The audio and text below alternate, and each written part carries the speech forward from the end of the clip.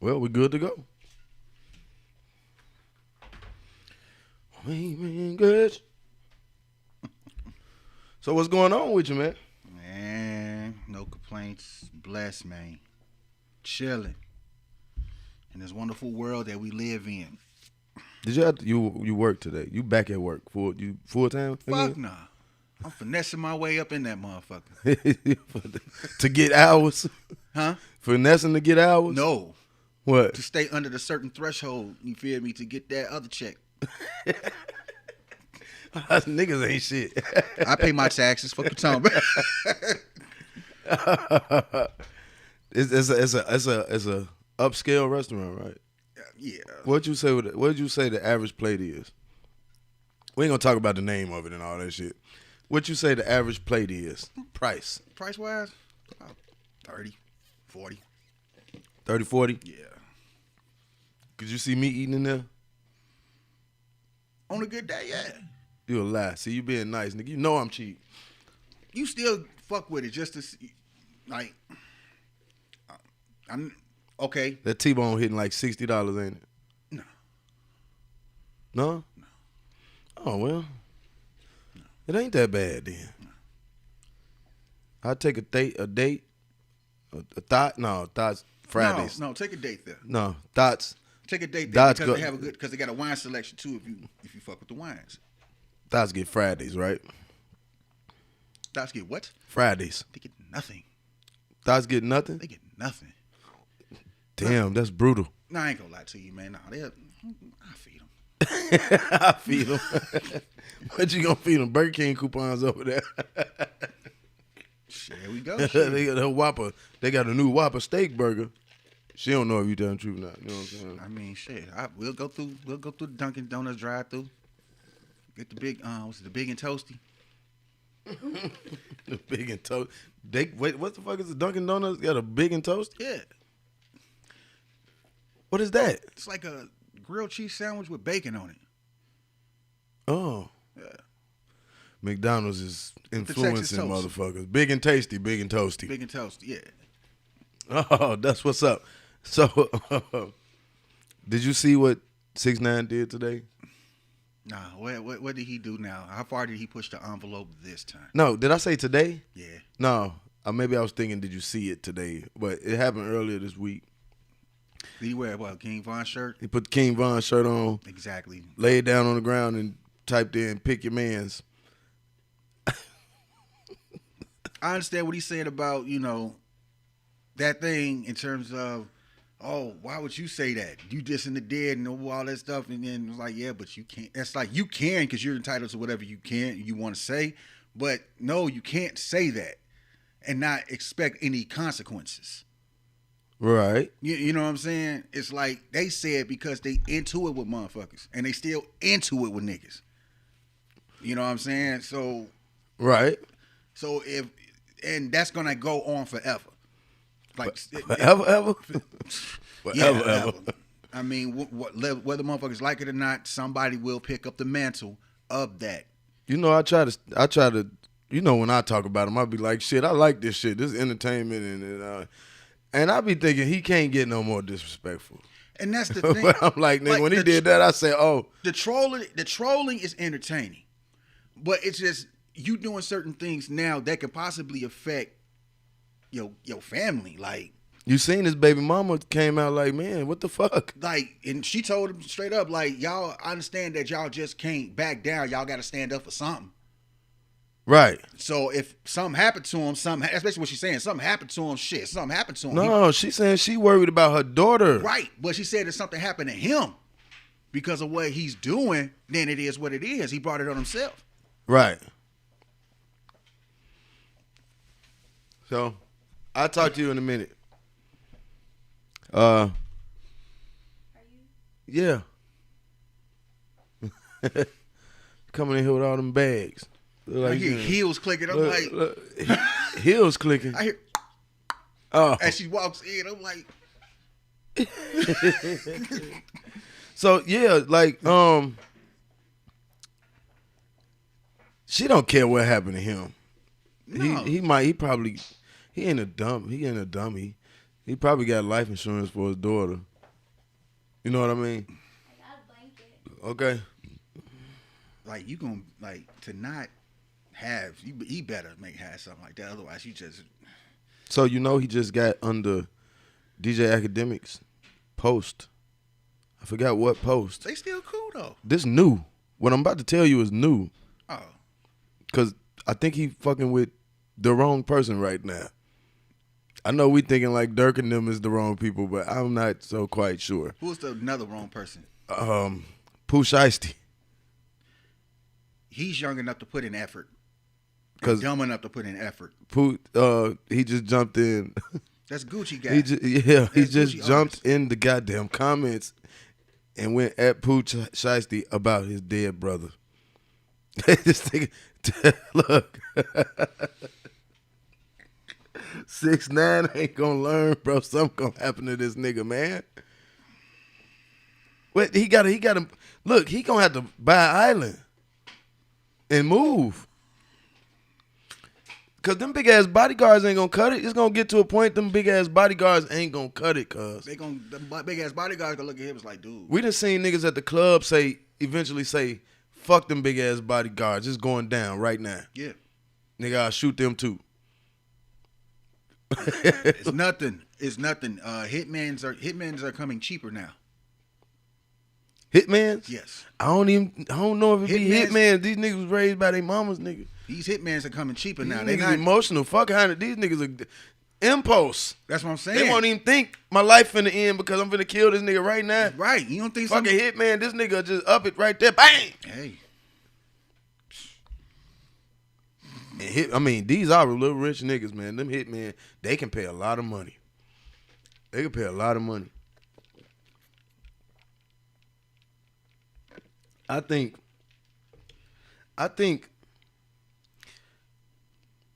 somebody gonna kill him, but I don't think it's gonna be one of these cats. I think it's gonna be the label. His label. Well, it still be a hitman hired through third party from the label, possibly. Right. Yeah. Like, he getting numbers, but he not getting the numbers he was getting. He needs the numbers that can afford his lifestyle. Yeah. But still, the label, look, fuck him affording his lifestyle. The label want their money. No, what I mean, that's what I mean. That includes his lifestyle too. So Is the motherfuckers that you need to pay too as well. right. You know, so to keep you going and shit. Cause man, I think he about to become worth more dead for the label. Worth more dead. Did you see this nigga on TMZ? You be making some funny ass faces. I need another camera. You ain't TMZ. I could play audio. You know what I mean? Mm-hmm. But he did a little interview on TMZ. Tekashi? Oh, so TMZ said we'll fuck with you. I mean, TMZ don't give a fuck. They gonna talk to anybody. They smart than a son bitch. Yeah, 'cause They fuck up a lot of news though. They run every day. It's like Denzel said. They want to be first. You ain't got to be correct. Just want Right. to be first. So listen to this shit. It's only 2 minutes long. You know what I'm saying? It seemed like they wanted to get rid of his ass. As smart as they is, it kind of seemed like they wanted to get rid of his ass. Mm-hmm. Right? There's no A better fucking place to commercial? Oh. It's the other account. I don't pay shit on here. Let me ask you, what's the definition of a snitch? In this case, the definition who rats out people that they were tight with, rats them out to law enforcement. What's loyalty to you, Charles? Loyalty would be that you don't snitch on the people close. Loyalty ain't really got shit to do with snitching, right? But this the black dude with the dreadlocks, the long hair, sitting up there with what's the main guy name? You know who I'm talking about? Yeah, Harvey That Levin. nigga said, "What's loyalty? Not snitching." Nigga, you getting clowned by everybody. But listen to what he say. That they were tight with, rats them out to law enforcement. What's loyalty to you, Charles? Loyalty would be that you don't snitch on the people closest on your friends. If another TMZ staff member kidnapped you, is that loyal to you? You're working right now. If Harvey's stealing all of the money that you're making right now and gives you crumbs of it, but it's taking majority of the money. Is that loyal to you? These are my people. Like, how many people I beefed with in 2018? I beefed with the whole West Coast. I beefed with the Houston. I beefed with Chicago. Did I ever get kidnapped by Chicago or Texas or West Coast? Did I ever get kidnapped by them, or I got kidnapped by my own people? What I did, it wasn't snitching. What I did was being smart and realize that God put me. Now I believe snitching is smart, but it's still snitching. I mean, obviously it's smart. You know, you're gonna get time off. You get what I'm saying? Yeah. See, I'm not in my emotions about it. It's not even about being emotions. It's really just calculating your steps when you do that. When you decide, and depending on who you telling on. You know what I'm saying? You're not telling on this motherfucker down the street type shit. He's not telling on the mob. No, you're not. But you're not. You're still not telling on the dude down the street. Yeah, but you got the money to go live somewhere else. I'm saying it's smart. It's a smart strategical move. Basically, you're about to get 40 years. You tell on this motherfucker, you out in a year. Obviously, as any human, that would be a smart move. Now, other shit will come into play. Like, oh, well, I'm not about that. You know what I mean? Yeah. And you won't do it. It's not, to me, it's not. A lot of people won't do it. It's not even emotional. If I do a caper with you, man, don't tell them. Right, that's that's it. If I do a caper, don't tell them. That's a snitch. That's why I say don't pull a caper with nobody. Because guess what? Yeah, because that's 9 times out of 10. Whatever we doing is unethical. However, it's like, so then we use ethics. You know what I'm saying? Yeah, and then you look into law enforcement like, okay, what's the percentage? What's the ratio of good police work versus information? Say it again. What, the ratio of good police work, meaning that you done your due diligence, you know what I'm saying, and you solved the crime, or having people cooperate with you. I mean, people cooperating with you is an equivalent to a cheat code in the game, bro. Like, wait a minute. You ain't even got to go through the rigors of the whole thing. This motherfucker just gave you a free pass through all the stages to the motherfucking end. He just took you to point A. Well, that's police work. You got to get information from somebody. It's got to be a witness. That's police work. Now, witnesses... You can't just figure it out because criminals ain't trying to get caught. So they're going to do things to make sure they ain't leaving shit behind. And that's, to me, that defeats the purpose of the whole cops versus bandits. You know what I'm saying? Situation. If you're going to be a bandit, be a bandit. You know what I'm saying? The cop's duty is to catch the bandit. Right. The bandit duty is to not get caught by the cops. Yeah. If you get caught by the cops, you do what you're supposed to do. Yeah.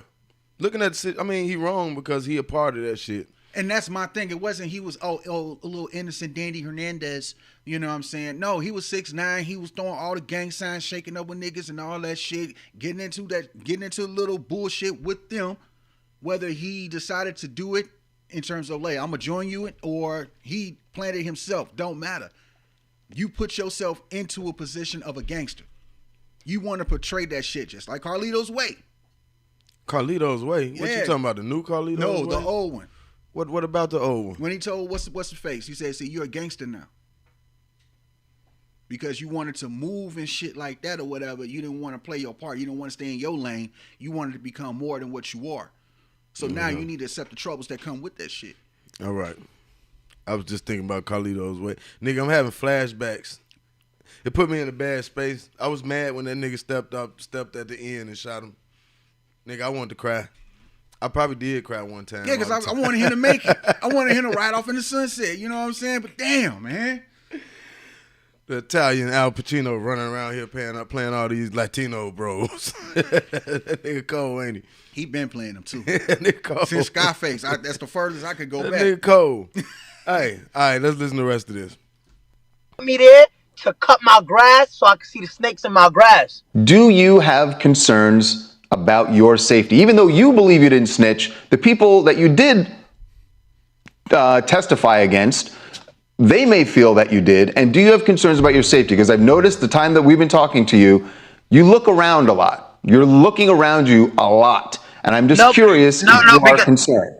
No, because I'm at Dunkin' Donuts and I really want to order my coffee. So I'm His stupid ass nigga, he looking around like this. Dunkin' Donuts right over here. Of course he looking around. Nigga. Somebody gonna take his head off. Especially if you at Dunkin' Donuts. What he doing at Dunkin' Donuts? We got Uber Eats and shit. Nigga, if I was him, I wouldn't be here. I would be living in another country.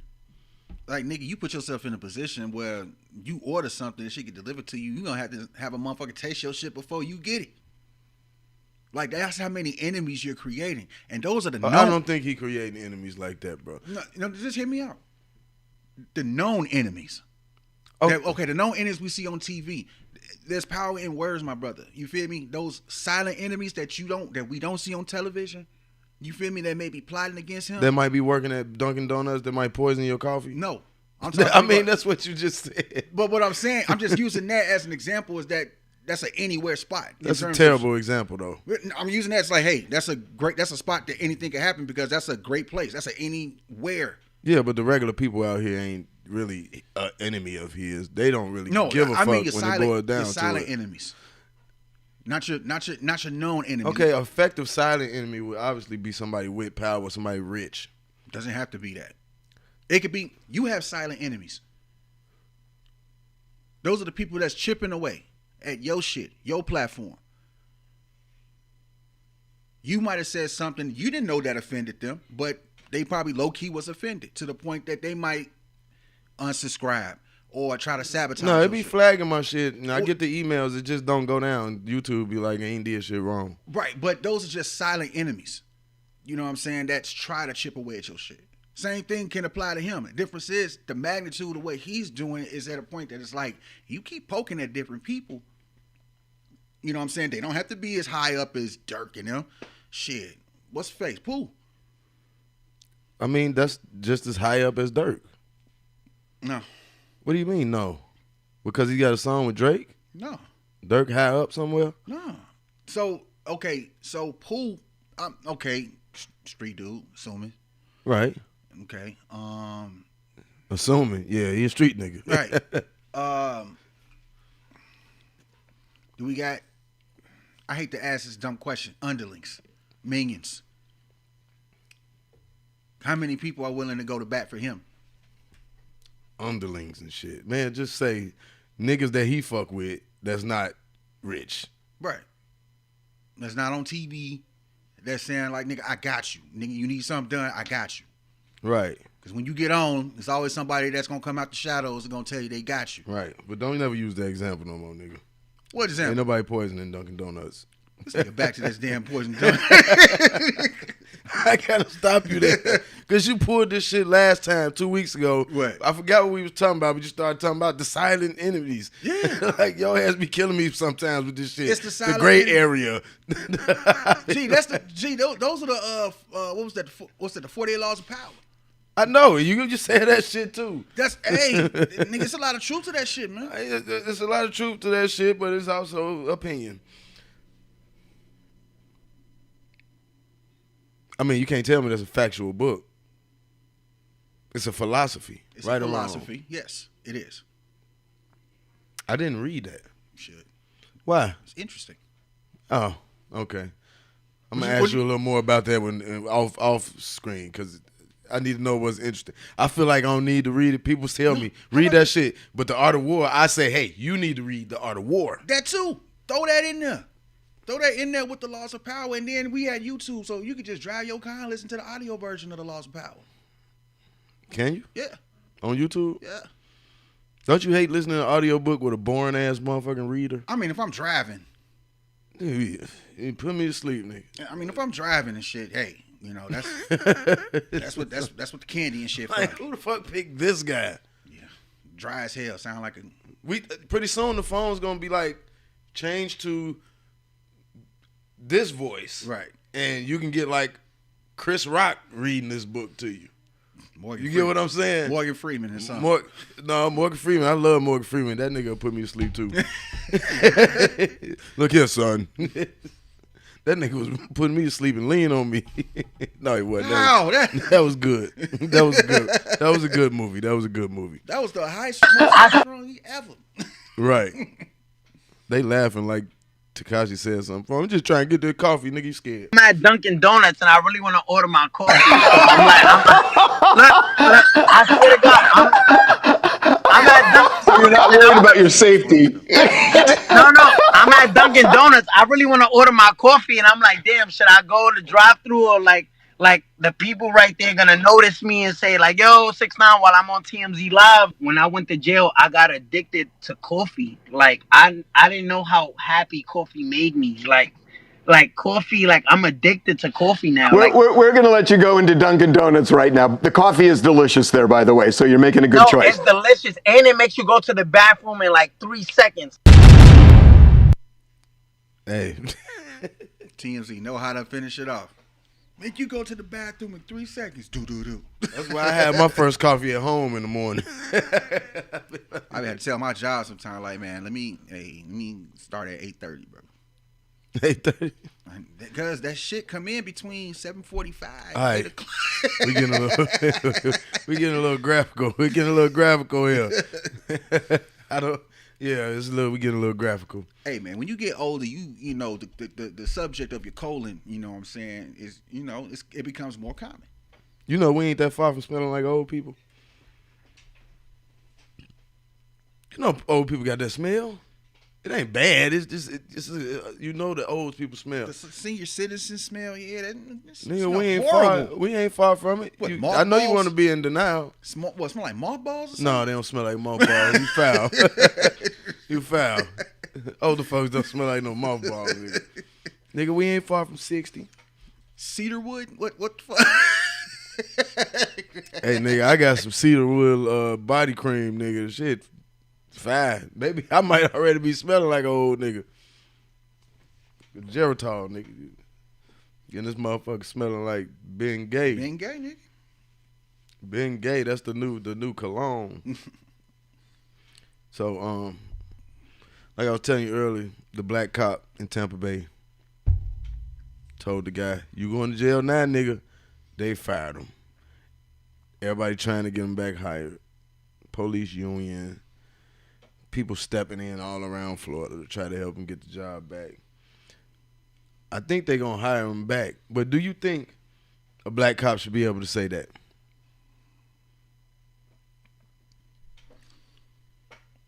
You wear the uniform, no. Why? You represent the uniform. But you come from that. Huh? You come from. Has nothing to do He with can say it when he take the uniform off. It's like me that's like me back in the service, and then I'm walking like I normally walk there. I'd say, take that pimp out your step, soldier. Well, the military say this is how you walk. These are the rules. Yeah. You in a uniform. I ain't never seen a rule in the police book. I mean, with the exception, that say that you can't say nigga. With the exception of property, you feel me? And what I mean by that is that, you sign the military, you're government property. Police, no, you can quit. Right. You know what I'm saying? But you still represent something in that uniform. Police. There is a code, you know what I'm saying, a conduct. Yeah, the code of conduct is written down and nigga is not in there. Or you can or can't use nigga is not in there. Right. And he a brother from the hood. Mm-hmm. In the area he policing now. Right. Nigga been saying it all his life. What's his position? Nigga, he a beat cop. Actually, they've had him in the school. No, that's what he is. The damn police department didn't put him in the school. The high school.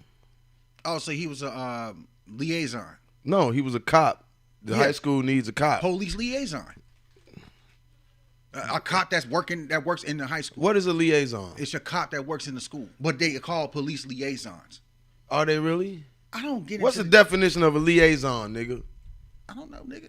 I just remember, nigga, when I went to high school, it was a cop. Ain't that like a spokesperson? Communication or cooperation with facilities, a close working relationship between people or organization. That's like human resources. I just remember it's like the spokesperson, FBI. I just remember this liaison. I just remember this a top Italian cop that everybody called Officer Campo. Nigga, the cop at our high school. He had a gun. He had he had a gun in the bag, so A I'm cop like, in my high school had a tombstone mustache.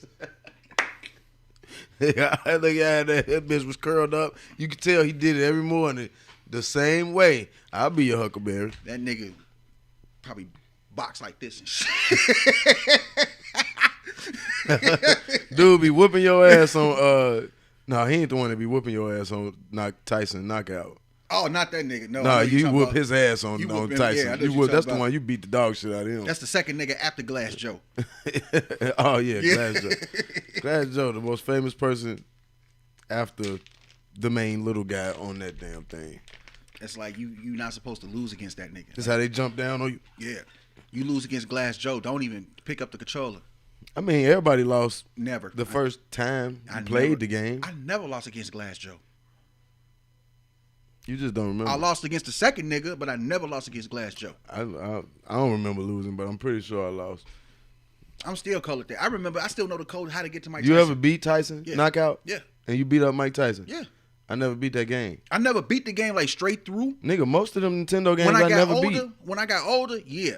Because when I played it again, yeah. But when I was younger, I just put the code in and go straight to Tyson and I beat the nigga. Nigga, most games I never beat. I never beat Contra. 007-373-5963. What's that? That's the code to get to Tyson. Oh, I don't know nothing about that. But I never beat that game. I never beat Knockout. I never beat Contra. I beat Contra on the 30-man, but not on that 3-man they give you. Hell no. I never beat Streets of Rage. I never beat Mario. None of them. I beat the third one. The first one, couldn't do it. The very first video game I ever beat was Resident Evil. The first Resident Evil Director's Cut. First official video game I beat it was the Turtles 2. When they went to I never Nintendo. beat the Turtles. When they first went to Nintendo, the arcade game. Not the first one, the second one. When it was two players. I beat Kung Fu. I did beat Kung Fu. So that would be the first. And Karate Kid, that was next. I beat the Karate I never Kid. even played that. Almost the same thing as the Kung Fu. Oh, is it? Yeah. Hey, they made a new one though, but don't even worry about that though. And then I beat Resident Evil. Okay. And then I beat, what's the one you gotta hide in the shadows and shit? Metal Gear Solid. Oh, okay. Oh, nigga, that was the shit. I beat all the Resident Evils till it got to 4. It was too much for me. Once the zombies running now, I was just like, okay, I don't want to play. I'm done. Nigga, put on the Madden. You didn't want to deal with no random Oh motherfucker. man, it was fun. It was better. See, it was like a. I know what you're talking about. It Bro. was like a puzzle game, a strategic game before that. It was a lot of shit you had to figure out. You know what I mean? It was more bare bones. It was riddles you had to figure out and shit like this. It was more bare bones too. Like nigga, you had to you was holding on to one bullet in one plant. The first Resident Evil? Like that or director's cut. Director's cut is, I don't know why, it's the first one. It's the first one. It's like Champions It's like Edition. 1.5. You know what I'm saying? Yeah.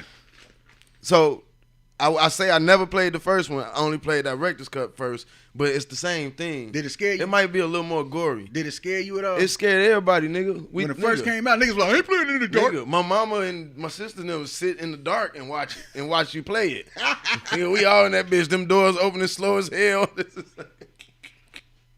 Resident Evil was the shit. Man, 4 came out, they started running at you and throwing axes at you. I said, no, I don't even.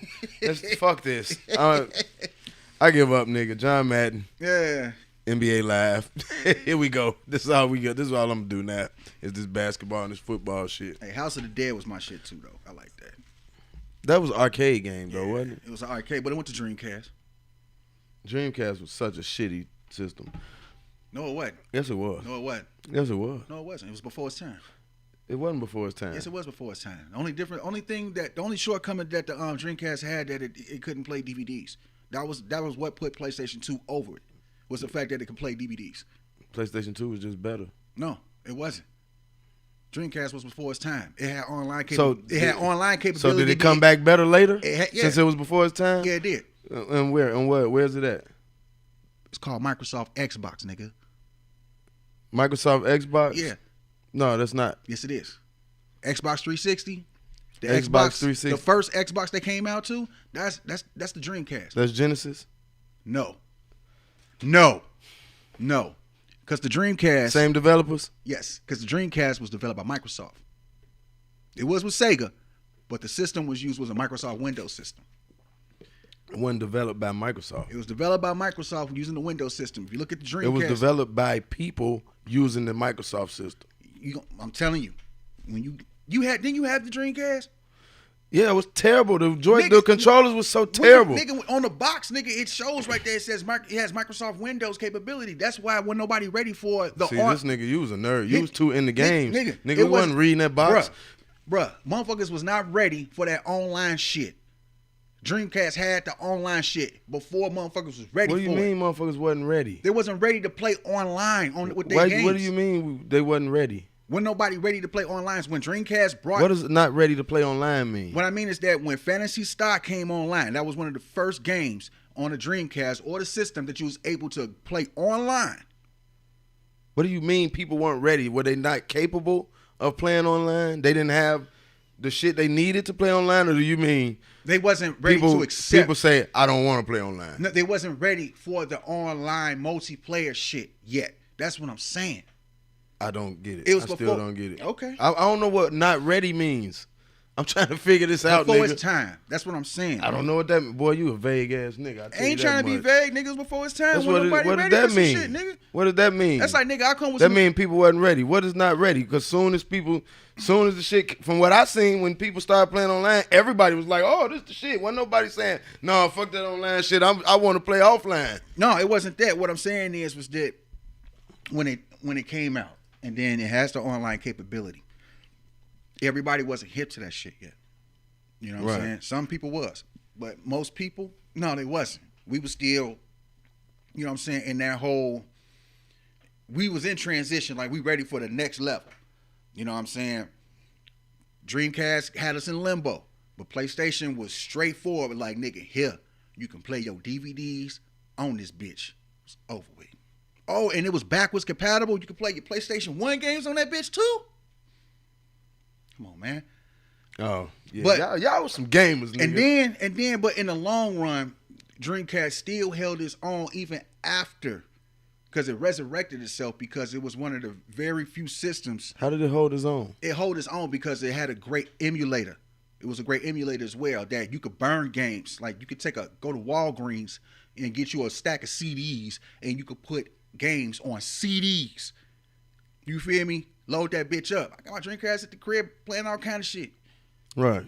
You know what I'm saying? I didn't know it had that capability that you could take a regular fucking CD and make a game out that bitch. That shit, Dreamcast was trash, nigga. I played that shit for like a month when I had it. And Dreamcast was the shit, fam, because it introduced us to a lot of shit that motherfuckers are still fucking with today. Like what? 2K. AI on the cover. 2K ain't even the same people. By 2K Sports? The 2K now ain't the same people as the 2K from way back then. Oh, so now we want... Come on, man. They not, are they? I get you. It says 2K, but this not the same. Visual Concepts? That's what you're saying, Visual Concepts, Yeah. the company and shit. Yes, it's like Mortal Kombat. It's no longer ran by Midway. Midway is now NetherRealm Studios. Even though Ed Boon is still the head motherfucker of But Mortal Kombat didn't come from this to this. It's a different game now. And it plays different. It plays different, yes, but it started off with Midway Company because the game was founded in Chicago. But Midway went bankrupt. Boy, niggas from Chicago love saying that shit. Well, it's the game. It was called Midway. It was based in Chicago. Nigga, Jay's Chip was in Chicago. Man, so what, man? Motherfucker be great, nigga. I hate Chicagoans, man. I hate Chicagoans. But that's all it is. Well, that's all it was just that, you know, it started one way and then eventually went there. It could be through bankruptcy, acquisition, whatever. You know what I'm saying? Hey, I thought Midway was still in there somewhere with NetherRealm. No, them niggas was like bankrupt, and then NetherRealm got them, and you know they under Disney. You know what I'm saying? So who under Disney? I think NetherRealm Studios. See y'all. This is a gamer. He knows all kind of shit about these games. I'm not a gamer, bro. I'm just one of them. This is a gamer. I ain't no gamer, like, you know. You play Street Fighter still? Absolutely. This is a gamer. Put your money up. I ain't no gamer, nigga. You still play Street Fighter? Beat your ass, silver rank, nigga. What you talking about? See, I don't even play old games. Like me, see the weird thing like about me. You got old games that are still. Like the weird thing about me, I barely ever watch a movie I seen before. Okay. I got you. Something is up with me. People like I go back and watch something like Beverly Hills Cops, all of them. Okay. I watch that shit. Okay. I'm a huge fan of Trading Places. I watch that. And I like watching Coming to America because they work together. Especially with let's talk about it, nigga. I know you watched it. Yeah, I did. What you think? Coming to America too. They did it justice. I'm not. First of all, to compare it to the first one, that's dumb. Don't do it because it's a different feeling. You know what I'm saying? The first one has that nostalgia. That first one had that. That's something you play at the barbershop. You feel me? Never get old kind of shit. Right. You know what I'm saying? This new one is different, but it was good enough. I'm like, you know what? This ain't bad. It's cool. A lot of people hate it. I don't, because I think old girl. what did they think it was gonna be? Who was old girl? What's her face? Mama. Dark skinned chick. She on SNL. Nigga, I haven't, bro. Okay. Nigga, the last time I watched SNL, I was a little kid. I got you. And it was Eddie Murphy on that bitch. I got you. But yeah, yeah, she did good. I like how she did her thing on there. And The dark skin. Eddie Murphy, baby mama. Oh, the big bruiser looking bitch. Yeah. Oh yeah. I was like, you know what? That's the funniest I ever seen her. What's the funniest scene? I'm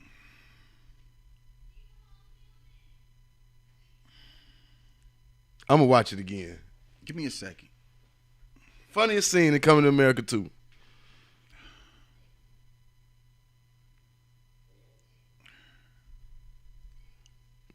I don't know why you think it's so long. I laughed the hardest. You know what? I laughed the hardest at the barbershop, nigga. The funny scene to me, I ain't gonna lie.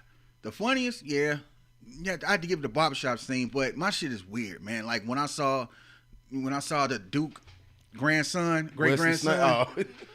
And then I saw the picture of Mortimer and Duke and shit like that. That had me cracking up. Like, oh shit, that's that nigga. And then he was just telling him, was like, yo, I can't wait for your blackface to come out in pictures and shit like that. I'm like, he's straight forecasting, buddy. But what about when they open up that line, nigga, and Wesley Snipes came pimping down there?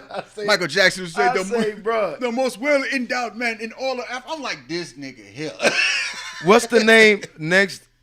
What's the name of the country next? Is it next door near? Hold up. Yeah, next door near. No, hold up. Let me stop. No, the funniest part, I'm not going to lie, was Rick Ross' weak-ass accent. That was the funniest part right there. I was like, why y'all do this? I was like, why y'all? And then he didn't have another part of the movie. I'm like, why did y'all even go get that nigga? That's why, because he probably had more parts until they saw that shit and said, you know what, we're going to leave it at that. Eddie Murphy probably just like, let's go pass some checks around the niggas. That's what he did. He just threw everybody in that bitch. Wesley Snipes, look, this is undoubtable. Wesley Snipes had so much fun playing that part, bro. Yeah. I could see it. I was like, that nigga is loving that part. I like that part. But here's what pissed me off about the movie. They took away the dynamic chemistry between the main two guys of the first one. It wasn't there with Eddie Murphy and Arsenio, bro. Right. I was like, y'all, they should have kept that bond in that movie, right, and force it. I was intrigued on how they was going to explain the whole son shit, you know what I'm saying, situation. That was because the previous. She got him half the weed. That's what I'm like. Okay, I was waiting to see too, but they definitely went woke. No matter what the fuck you do, you can't get away from woke now. Coming to America too. Did it not go woke? Oh yeah. Pushing that matriarch shit. That's what it was dealing with. What these motherfuckers out here talking about. It was the feminist shit. It's all in it, man. And I don't want to throw it all the way there. It's in there, bro. I get you. That's the whole purpose of the movie. Innuendos. I get it. That's the whole purpose of the movie, bro. The whole fucking purpose. I was like, get the fuck. Can y'all just give us something? Shout out to Tiana Taylor, though. Who is Tiana Taylor? Bro, I don't be knowing these celebrities. Which one is Tiana Taylor? The one, the one that was going hook up with Buddy. But he ended up dating a barber. Linking up with the barber. Oh. Wesley Snipes' daughter. My king says stand, my prince says stand here. Yeah. Oh, okay. That's Tiana Taylor. And what do Tiana Taylor do? She's a singer. She a singer? Yeah, she an artist, yeah. You think have I ever heard a song? She got big songs? She did a few joints. She got I remember the joint she did the joint with Pusha T. Oh yeah, I don't know who this is. Oh, okay. No top 40 songs on the radio? Damn. Probably not. I don't know. I don't want to say easy. no. It ain't easy to get in that top 40. I don't want to say no, and then she'll be right there at 38. Some shit. You know what I'm saying? I'm sorry, man. I don't be knowing the celebrities. There ain't nothing wrong with that. I tell everybody, nigga, I still think the celebrities is Kim K and Paris Hilton. You know what I'm saying? I'm still, nigga, where's Snooki? You know what I'm saying? That's back when I stopped paying attention to all the goddamn celebrities. And they didn't came Jersey Shore. They came back, got their own kids and shit now. Jersey Shore back? Mm-hmm. Situation, they got locked up, got out, and it all kind of, you know. What about my boy Ronnie and Sam? They not together, are they? I don't think so. Maybe. So, okay, somebody saying, they said it was Rick Ross' house where they filmed it. I don't know if that's true. I thought it was in Africa. Boy, you think they went to Africa to film that? Possible shit. You saw nothing that you would even see in Africa in that movie. Nigga, I was looking at. Well, you saw a lion. I was looking at the lions. I was looking at the greenery. I was looking at the, you know what I'm saying, the animals in the background and shit. Boy, CGI, nigga. Well, the lion was CGI. When the lion woke up and started growling, I saw the CGI on that part. You did? Yeah, I caught that. Like, wow. No, okay. but they didn't make that shit in no Africa. They probably made it in next door to you. It'd have been decent, but yeah. Great. Hey, Yo, hey, y'all the pulled it off. craziest shit. The nigga daddy died standing up in the coffin on stage. They going too far. I'm gonna die now. That's not even funny. But it is when I think it was funny, but then when he died, I was kind of like, damn. No, but when he just stood there, I'm like, is he finna have him just being lay right here and die, like just stand there and die? I was like, okay, now they doing too much to try to be funny with that one. But I'm telling you, that scene and that goddamn But I wonder was there more to him dying while standing instead of just, you know what I'm saying? Because that's, I mean, that nigga 90 something, he ain't got time to be doing all this acting. But I'm saying, but I'm looking get him like, in and out of the movie. No, I mean I ain't looking in. Well, yeah, I am looking in subliminal messages like this man, you know, he's died while standing up, not laying down. Shit. Okay. I see what you're saying now. Yeah. But the scene, the nigga, when he's talked about, bruh, when the old man in the barbershop said the thing about in Africa, the ladies with the long titties, I was dying, nigga. I said, oh my God, this nigga did not say that. Oh, shit. Oh, man. Them long swinging on them long titties. Right. Oh, shit. Yeah, Ricky Smiley's daughter in there and shit. Ricky Smiley, I don't know who was Ricky Smiley's daughter in the movie? The light-skinned daughter. Okay, now somebody said Tyler Perry's studio down in Atlanta. Oh, okay. I mean, that would make sense. Hey. It was still, Paramount, right? Paramount and Eddie Murphy Productions, right? Overall, the movie was okay. I think it's something. The whole purpose was to push that whole idea of the women leading the world. I think it was a good. It was a good time for the movie. I mean, matriarch shit aside, you know what I'm saying? Just the movie itself. You know what I'm saying? You know. Yeah, that's why I say it was all right. But I seen what they did. You know, I see what you're doing. Right. You know what I'm saying? I see what you're doing. I just wish Arsenio Hall and Eddie Murphy could have had more time on screen together. More chemistry? Because that chemistry was in the first one. It was dope. Yeah. I kind of like what they did when they added little extra scenes and shit like that, going back to the past and how, you know what I'm saying, how they try to add. Yeah, and they did they old ass up and had them looking young. Yeah. I was like, oh, they not using old scenes. Like I was hoping to see like a they creating these scenes right now, making them seem old. It would have been like, okay, it'd have been nice to see. Or what if they had like some extra scenes from the movie and shit that they didn't put out? That'd have been dope. Right. You know, but hey, however, they did that. They did a good job with that part right there. Right. And I forgot how fine Peaches was back in the day. Peaches. The twins. My name's Peaches, and now I'm the best. All the DJs. Oh, yeah. Yeah, you know, back then, boy, they had that Claire Huxtable face back then. My memory shot, nigga. I'm telling I'm gonna be nigga dementia at 50. It's gonna be over. My daughter gonna be mad as hell taking care of my ass. Unless I get married, then I'm gonna have a wife that's gonna be mad as hell taking care of my ass. But it'll be all right. Overall, the movie, I don't know how to rate the shit. 7 out of 10. 7 out of 10. Yeah. That's passing grade. I still expected it to be funnier. I still expected that movie to be funnier. Eddie Murphy, I expected it to be funnier.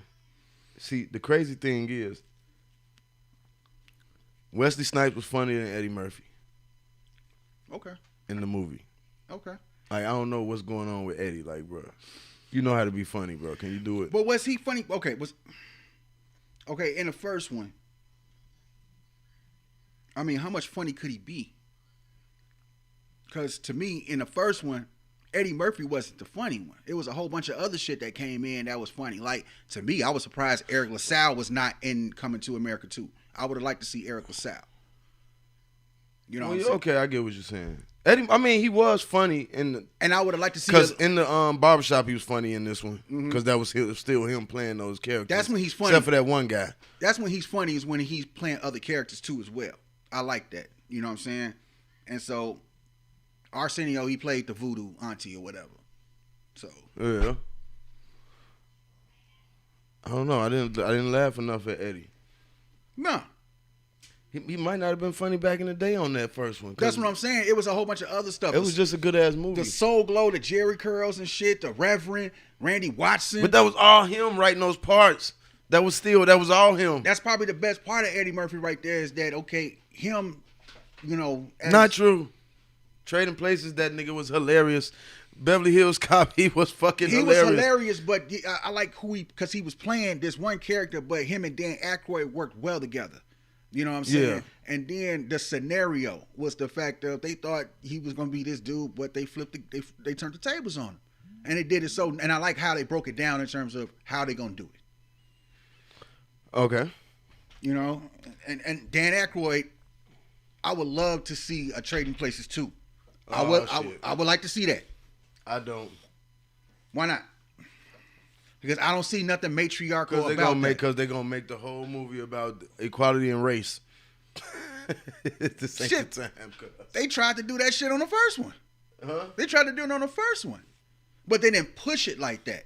They Right. made it look like, okay, Eddie Murphy he'll play the dummy, but at the same time, you know, he gonna turn it around on him and shit. With help from other people. You know what I'm saying? How do you do Trading Places 2? Would it start out as like? Would it be a sequel? It couldn't be a sequel. How do you go? You can't make it a prequel. It had to be a sequel. You can't make it a prequel. No, but how would it be a sequel? It'd have to just be like a whole different movie, a whole different plot.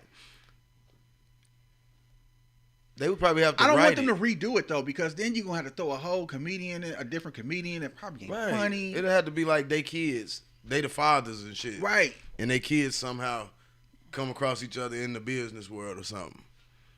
And then, But then you got to find somebody that got the chemistry they had. right, and then you can use the guy, the Duke's grandson, throw him in that movie, because he's the grandson of Duke and Duke. Okay. And remember, in Coming to America, the first one, when Hakeem throw that wad of cash at him, he said, you know, they say, hey, we're back. Mm-hmm. You know what I'm saying? So my assumption is that with that little bit of money, they took their ass back to the stock market and started over. Well, they still had their shit because their grandson had some, you know what I'm saying, had a position. Okay. So that already gives something in terms of, okay, the grandson is already there in position. So, okay, we have something, some sort of, it could work with some arc of the story. I'd rather not see it. You know what I've been saying for years. Because one of my favorite movies is Beverly Hills Cop. I'd be happy with a 4, and I don't give a fuck what you do with any movies for the rest of my life after that, nigga. You gotta just let me get a 4. You need the original cast like a motherfucker. You know you don't. So Nick But Nolte, we gonna need Eddie Murphy. We gonna need Eddie Murphy. No to be Nick funny. Nolte? He's not needed.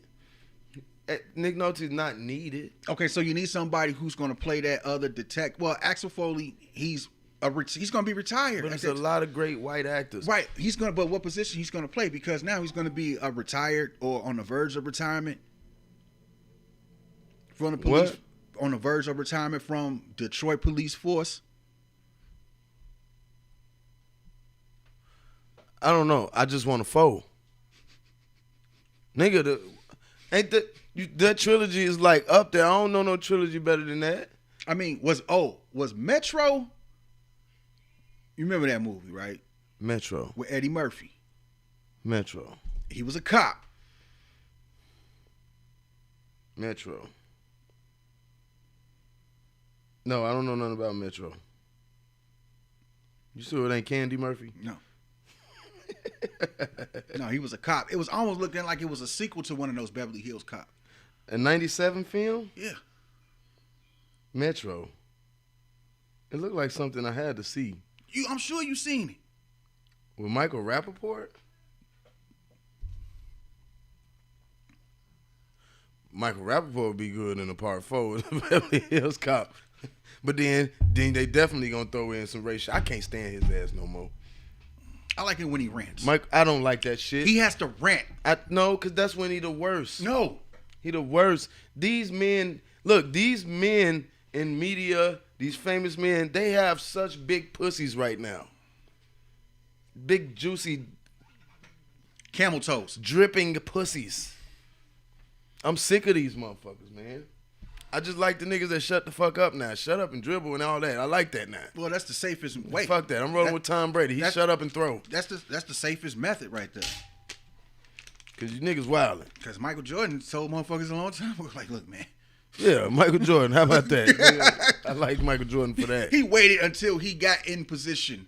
Like, okay, I own shit. Yeah, you're right. Don't confuse 48 Hours with Beverly Hills Cop, because that wasn't Nick Nolte in Beverly Hills Cop. That was, I forgot who that was. That was 48 Hours. And the nigga did a lot of car movies. Who? Eddie Murphy. I just thought about it. What about nah, that's not. But that was funny too though. Who was it? Vampire in Brooklyn. I like that was deep. That was alright. Axel, it wasn't no sidekick in the damn Beverly Hills Cop, bro. Who was it? Oh, you right. It wasn't. It was Eddie Murphy. The only going ham. The only cat that came second was his boss. His boss, the captain of the Detroit Police Department. Then you Wait had a minute. Sedge. When he went to Beverly, hold on. When he went to Beverly Hills, was there any actors when he went to Beverly Hills though? Sedge. Oh, that shit was so funny. Remember in 3 he put out that big ass gun? Yeah, man. You know what? The sergeant was just like a little sidekick, but he wasn't nothing special. Nah, I just remember. No, I ain't talking about Lieutenant Sarge. The one he was working with most of the time. He wasn't nothing special. That was Eddie Murphy just showcasing, man. I love him. Now, do you think Welcome to Wonder World.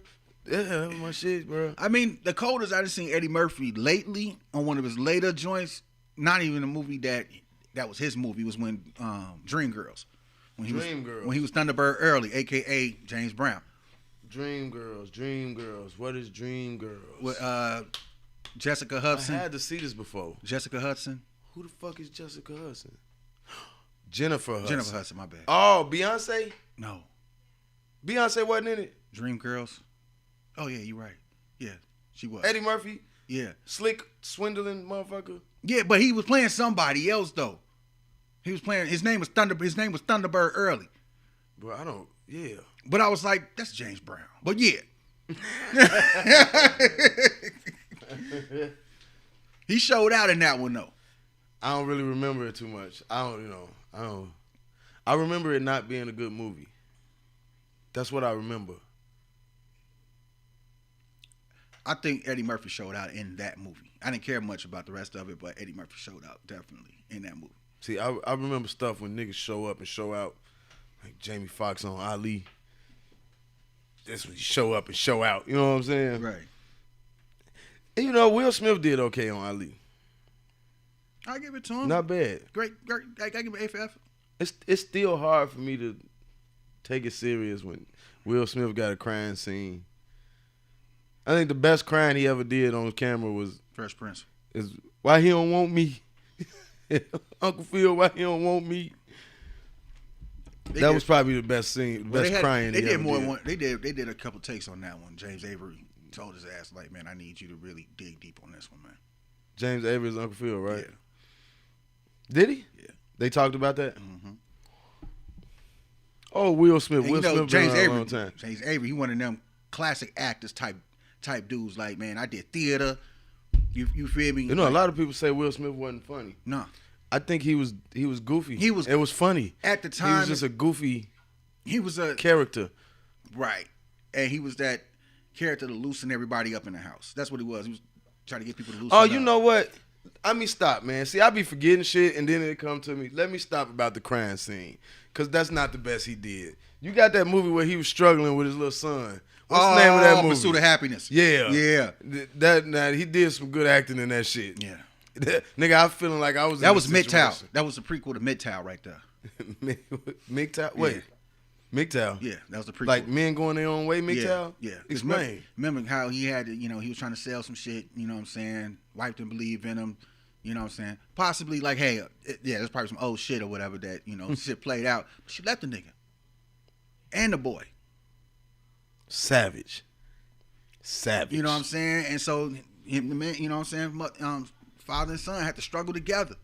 Yeah, I just watched that not that long ago. Yeah, that's a good movie. I fucked around and hooked up the antenna and played the TV one day, and it was on. Wow. I was like, nigga laid back and watched it. I was like, you know what? I forgot all about this shit. This nigga struggling. Nigga, I feel like I'm in the homeless line. He did, because he did good. Why? Because he played, no, because he played the struggle. It's like, that's how well he played the struggle in that movie. He did. Especially holding that door closed, making sure motherfuckers don't come in. Oh, yeah. Man, I was like, oh, man. I kind of That felt shit rough. It I show kind of you- felt that one right there, like, damn. But it show you, like, a lot of the shit we talk about now is how ain't nobody to help catch men when it's rough. True. Remember, they couldn't find nowhere for him to sleep because most of the places only did women and children. He there with the child, but they're like, you a man though. You can't do shit for you. They still got that shit going on. There may be one center. One center, yeah.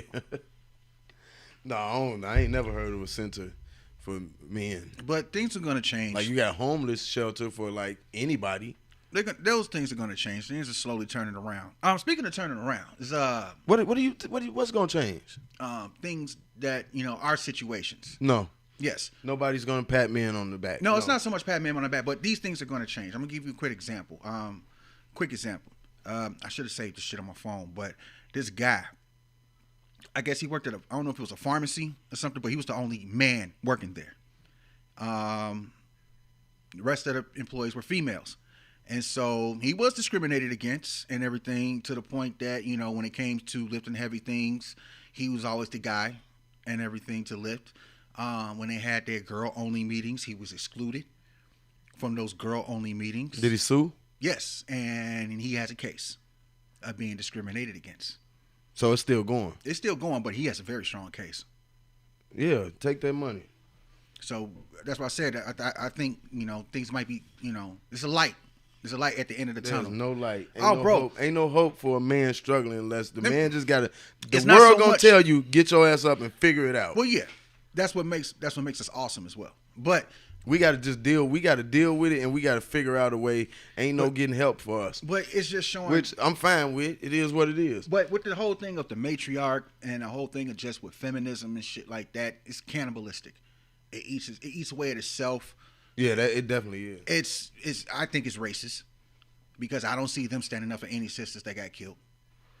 Who? They're- The feminist movement? Yeah, I mean, because they're women, they have a vagina. I thought it's for all women. Who do the feminist movement stand up for? White women. But the feminist movement just But everybody's they adopted they it so now. Hard Black Lives Matter right now. But they- that's all about women But they try and to trannies. I'm and sorry. They try to come. They come at people, and then they don't even do their research when they come at certain things. You got these feminist gamers that claim that they're gamers or gamer journalists and stuff, talking about Mortal Kombat. They could have did better if Chun-Li would have been, they should have had Chun-Li in the game and stuff. And it's like, motherfucker, Chun-Li is from a whole different company. Chun-Li is from Street Fighter. All you have to do is Google They that don't know what the fuck they talking about. You arguing about some shit that you have no. You didn't even Google the shit before you posted. What you know what I saw? I'm like, and then we're gonna keep it going. Not even with the whole feminist, but with this whole left shit. The Star Wars debacle. I'm not a Star Wars person, but the Mandalorian. The books are good. The Mandalorian. You know what I'm saying? Hot series and everything. The character Kana, who was played by Gina Carano, former UFC fighter. Yeah, I know. You know what I'm saying? I covered this. Yeah. Oh, girl. What's her girl name? The head of Disney, that female?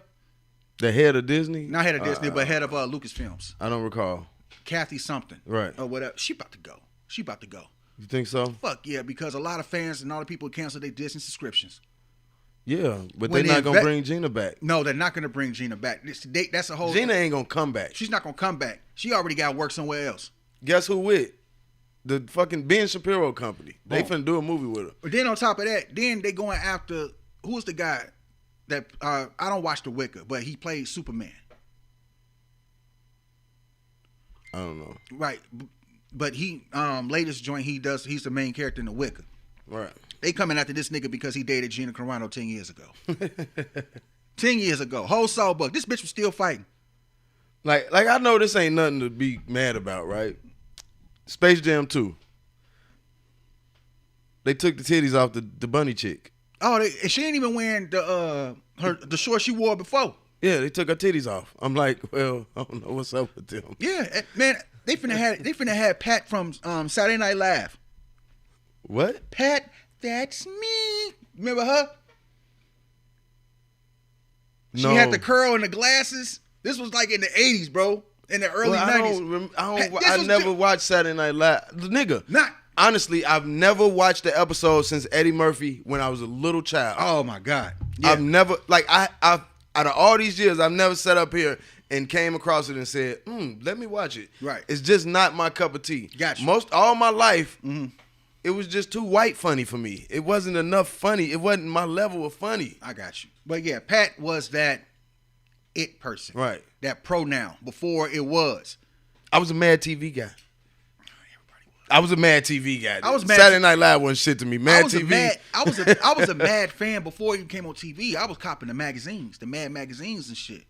You know what I'm saying? When I was a shorty and shit, because it was just alternative comedy. Right. Because I was a big fan of Spy versus Spy. Man, I just like when the dude. No. I don't want to. Look what I can do. Mad TV. Stewart. No. It's Pat. I can't remember no It's Pat. I can't remember no It's Pat. Oh, Mad TV. I remember Damn. they had this one dude. I remember that one episode. This dude was a perv. He had the pervert face. And so Ed Tan, they talked about something. He was like, yeah. And he had the whole creep face and everything, Joe. Oh, Mad TV. Mad TV had some shit. Right. Oh, did It's Pat come out with a movie? Yeah, I think she did. Okay. Okay. I see this. It was an it. She's an it. Like it was. I think I might have saw this movie. Like it was a female, but it was like it was very. She was very flat chested, very dude like. Right. I think I might have saw this movie. It's Pat. And that right there, when you see that character Pat, that is what is. I do remember. That is the pronoun character right now. But nigga. I swear I don't remember watching the episode of Saturday Night Live. But I do remember the shit out of this character now. Yeah. Now I'm seeing it. I definitely do.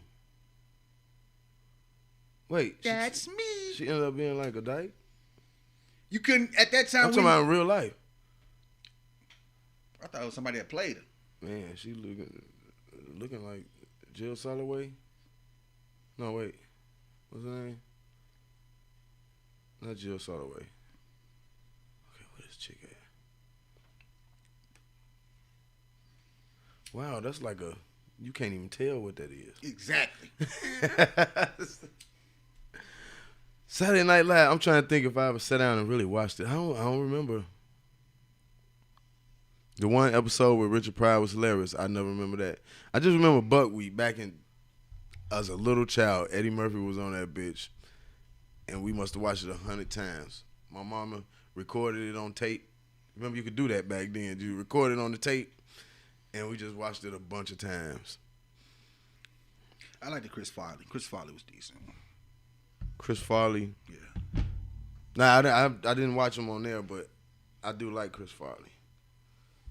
You remember Uncle Buck and all that shit? And then you had the family vacation movies with the other guy, Chevy Chase. Mm-hmm. Man, those was some classic movies, boy. Yeah, Chevy Chase. You had a couple of them ones with John Candy. John Candy. Yeah. Man, I used to watch the Saturday morning cartoon, Camp Candy. It was, yeah. We had some classic TV and some classic movies back then, boy. Motherfucker, they were not letting you down. But everything was new. Everything was original at that time. Now everything is remakes. And doing sequels 30 years later. You know what I'm saying?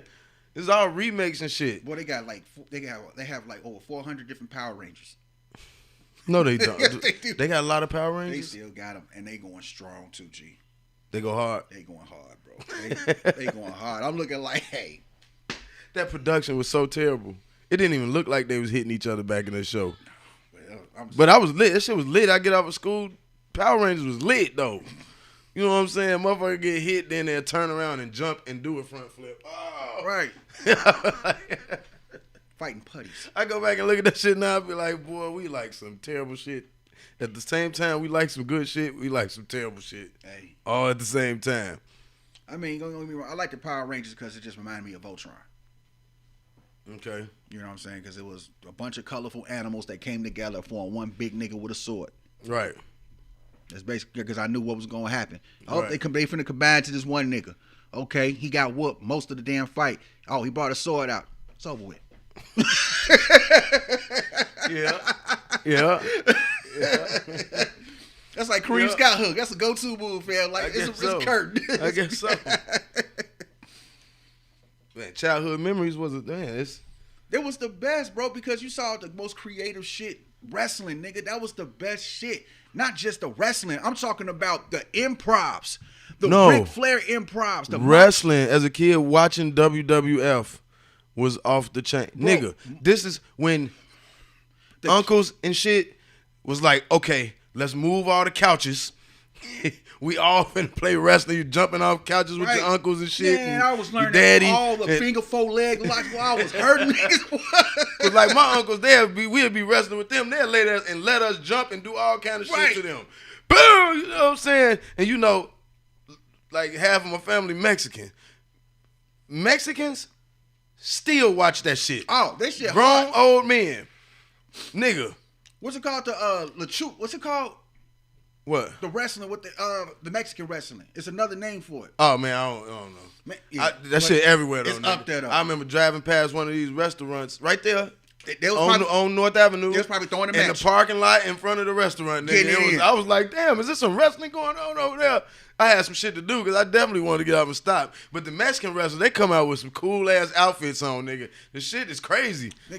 Shout out and they be going hard. They be injuring shout the shit out to themselves. all the legendary Latino wrestlers, man. That I know there was more than what I know, but ones that I knew of, the Rey Mysterio Jr.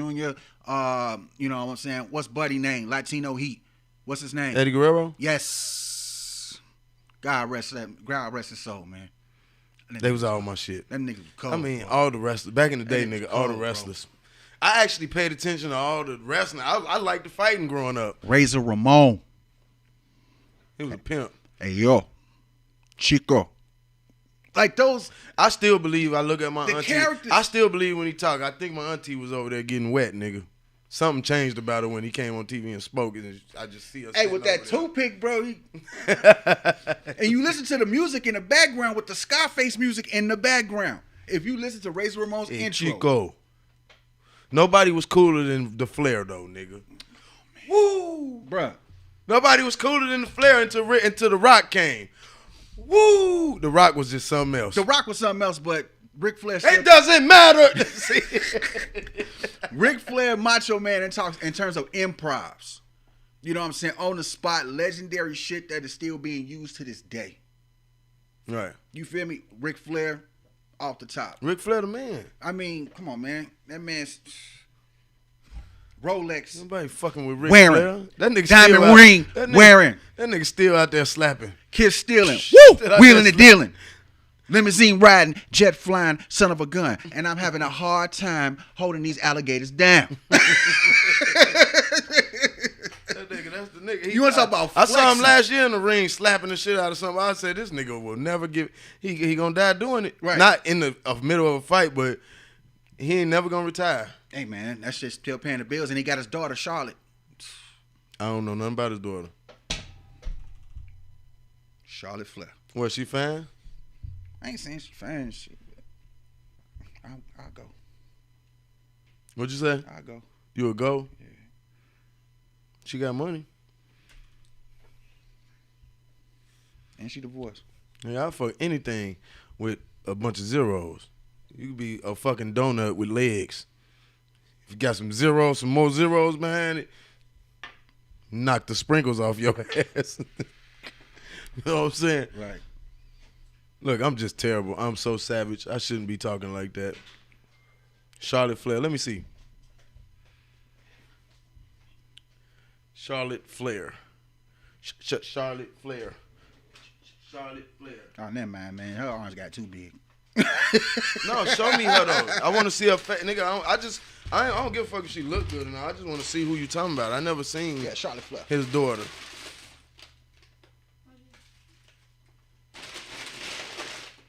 If I hand it to you, you know what to do with it. You ain't need to stand there and look at me and act like I just handed you a monster or something. No?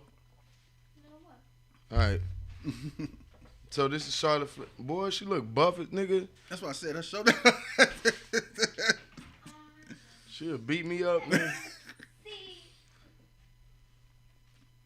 She'll beat me up. Stop.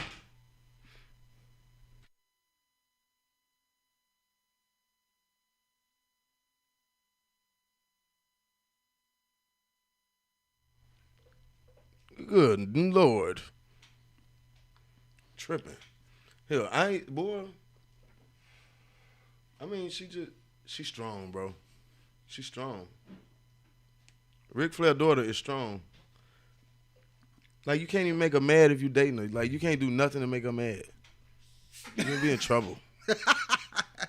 Like, you be scared to go home for real. Like, we just be playing like, man, my girl gonna be tripping. No, you be really on driving home, sweaty palms. Look at Charlotte Flair, man. I'm about to show this. I want y'all to look at this because, oh, she's scary. I mean, she's not ugly, but, bro, she would beat me up. Like, bro, I can't even. Okay. She's strong as hell. That's why I'm like, man. I'm like, nah, man. She got that Triple H look now. I'm good, man. Strong as hell. At least she don't look like China. China used to look like China in the face was manly. Ugh. She was cool though. Man, the Who best- was knocking that off? I mean, was don't that get- Triple H that was yeah. knocking that off? 1, 2, 3 kid. Who was the 1, 2? X-Pac. Oh, X-Pac was dope. But that was 1, 2, 3 kid. And what was this? Road Dogg? Was his You mean Jesse homie? James? No, X-Pac.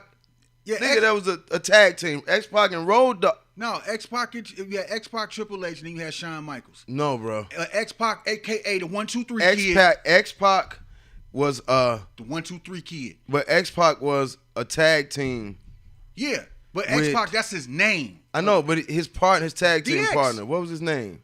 Oh, yeah, the Road Dogg, Jesse James. Was it Road Dogg? Yeah, Yeah. I didn't like him. me neither. I like the He didn't look like he fitted in The with them. coldest tag team with them Hardy Boys. They just put on the show, nigga. Them Hardy Boys be flipping all over the place. They don't even care. Nigga. It was original. I get Jeff you. Hardy. I was like, oh, these niggas dope. It was original. Nigga, I was a grown. But they had a whole. They had a whole little triangle with Lita or something like that. I thought I wouldn't be watching it when I was that damn old. Jeff Hardy get up on the ropes and hit that. No, at the Stone. I say, oh shit. At the Stone Cold level, I couldn't do it. I mean, I didn't care too much for Stone Cold. At I the just Stone like Cold level, bro, I I cared couldn't about do him when he was going at it with The Rock. Vince McMahon. The Rock. I didn't care much about Stone Cold. I liked it he when was dope. I liked it when he was doing. But I didn't care about going at it the- with Vince McMahon. I didn't care too much for the whole beer thing and all that. It was just Vince, what you talking about? I get what you're That was saying. a- I'm saying he was everybody the decent. finger- He was decent. But it wasn't something that was gonna bring Bro, me. he was the only rebel in that. It wasn't something that was gonna bring me. It Don't was. get me- It Rock- was. It was The Rock. See, put them shades. The Rock Yeah. with the people's eyebrow. Can I do? Yeah, I could do it. The people's eyebrow, man. And then that weak ass finishing move. Right. Was that people elbow? Right. That shit was trash. But it was at the same time I couldn't wait. Once he stood over him, I was like, oh shit, it's on. And he take that. Who had the weakest finishing move? Who had the weakest? Rikishi? Nah, I think Hulk Hogan. When he put the button and run and ram you, or put the butt in your face and people act like that was hurting them and he just rubbing their damn butt in their face. Hulk Hogan. What was Hulk Hogan? The leg drop. Yeah, that was unathletic too. Like, just, really. Nothing, like, bro. Like, But it was the Hulkster. right, exactly. He was the I wasn't there to see the leg He was drop. the poster boy. He was the No, golden I boy. just wasn't there to see the leg Fuck drop. that nigga, the Ultimate Warrior, nigga, gorilla press your ass. Fuck you talking I know. That was my I wasn't nigga. there to that see the nigga. leg drop. I was there just to see rip the shirt. I think the and Ultimate- then I was there pissed off every time he beat the Ultimate Warrior. The Ultimate Warrior was That nigga. The original Ultimate Warrior. I only remember one. I get my power from the sun. Look, I remember the Ultimate Warrior come out, bitch. Right.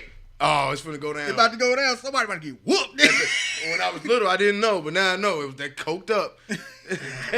They come out there coked up. Oh, did you seen the Ultimate Warrior documentary, did you? No, I didn't. Watch it. Where would I watch it at? Just look it up. Hulu? Ultimate Warrior It might be on YouTube. Look on YouTube. Said the Ultimate Warrior documentary. He was talking. Oh boy, he was saying some He shit. was the shit. Him and Sting was going so He was hard. boy. He was talking shit. He was. You got Lex Luger. Oh my God, we He talking had about smoke. greats. He had smoke for Hulk Hogan, boy. Yes. And he was talking about all kind of bogus shit Hulk Hogan was doing to Macho Man, like in real life type shit.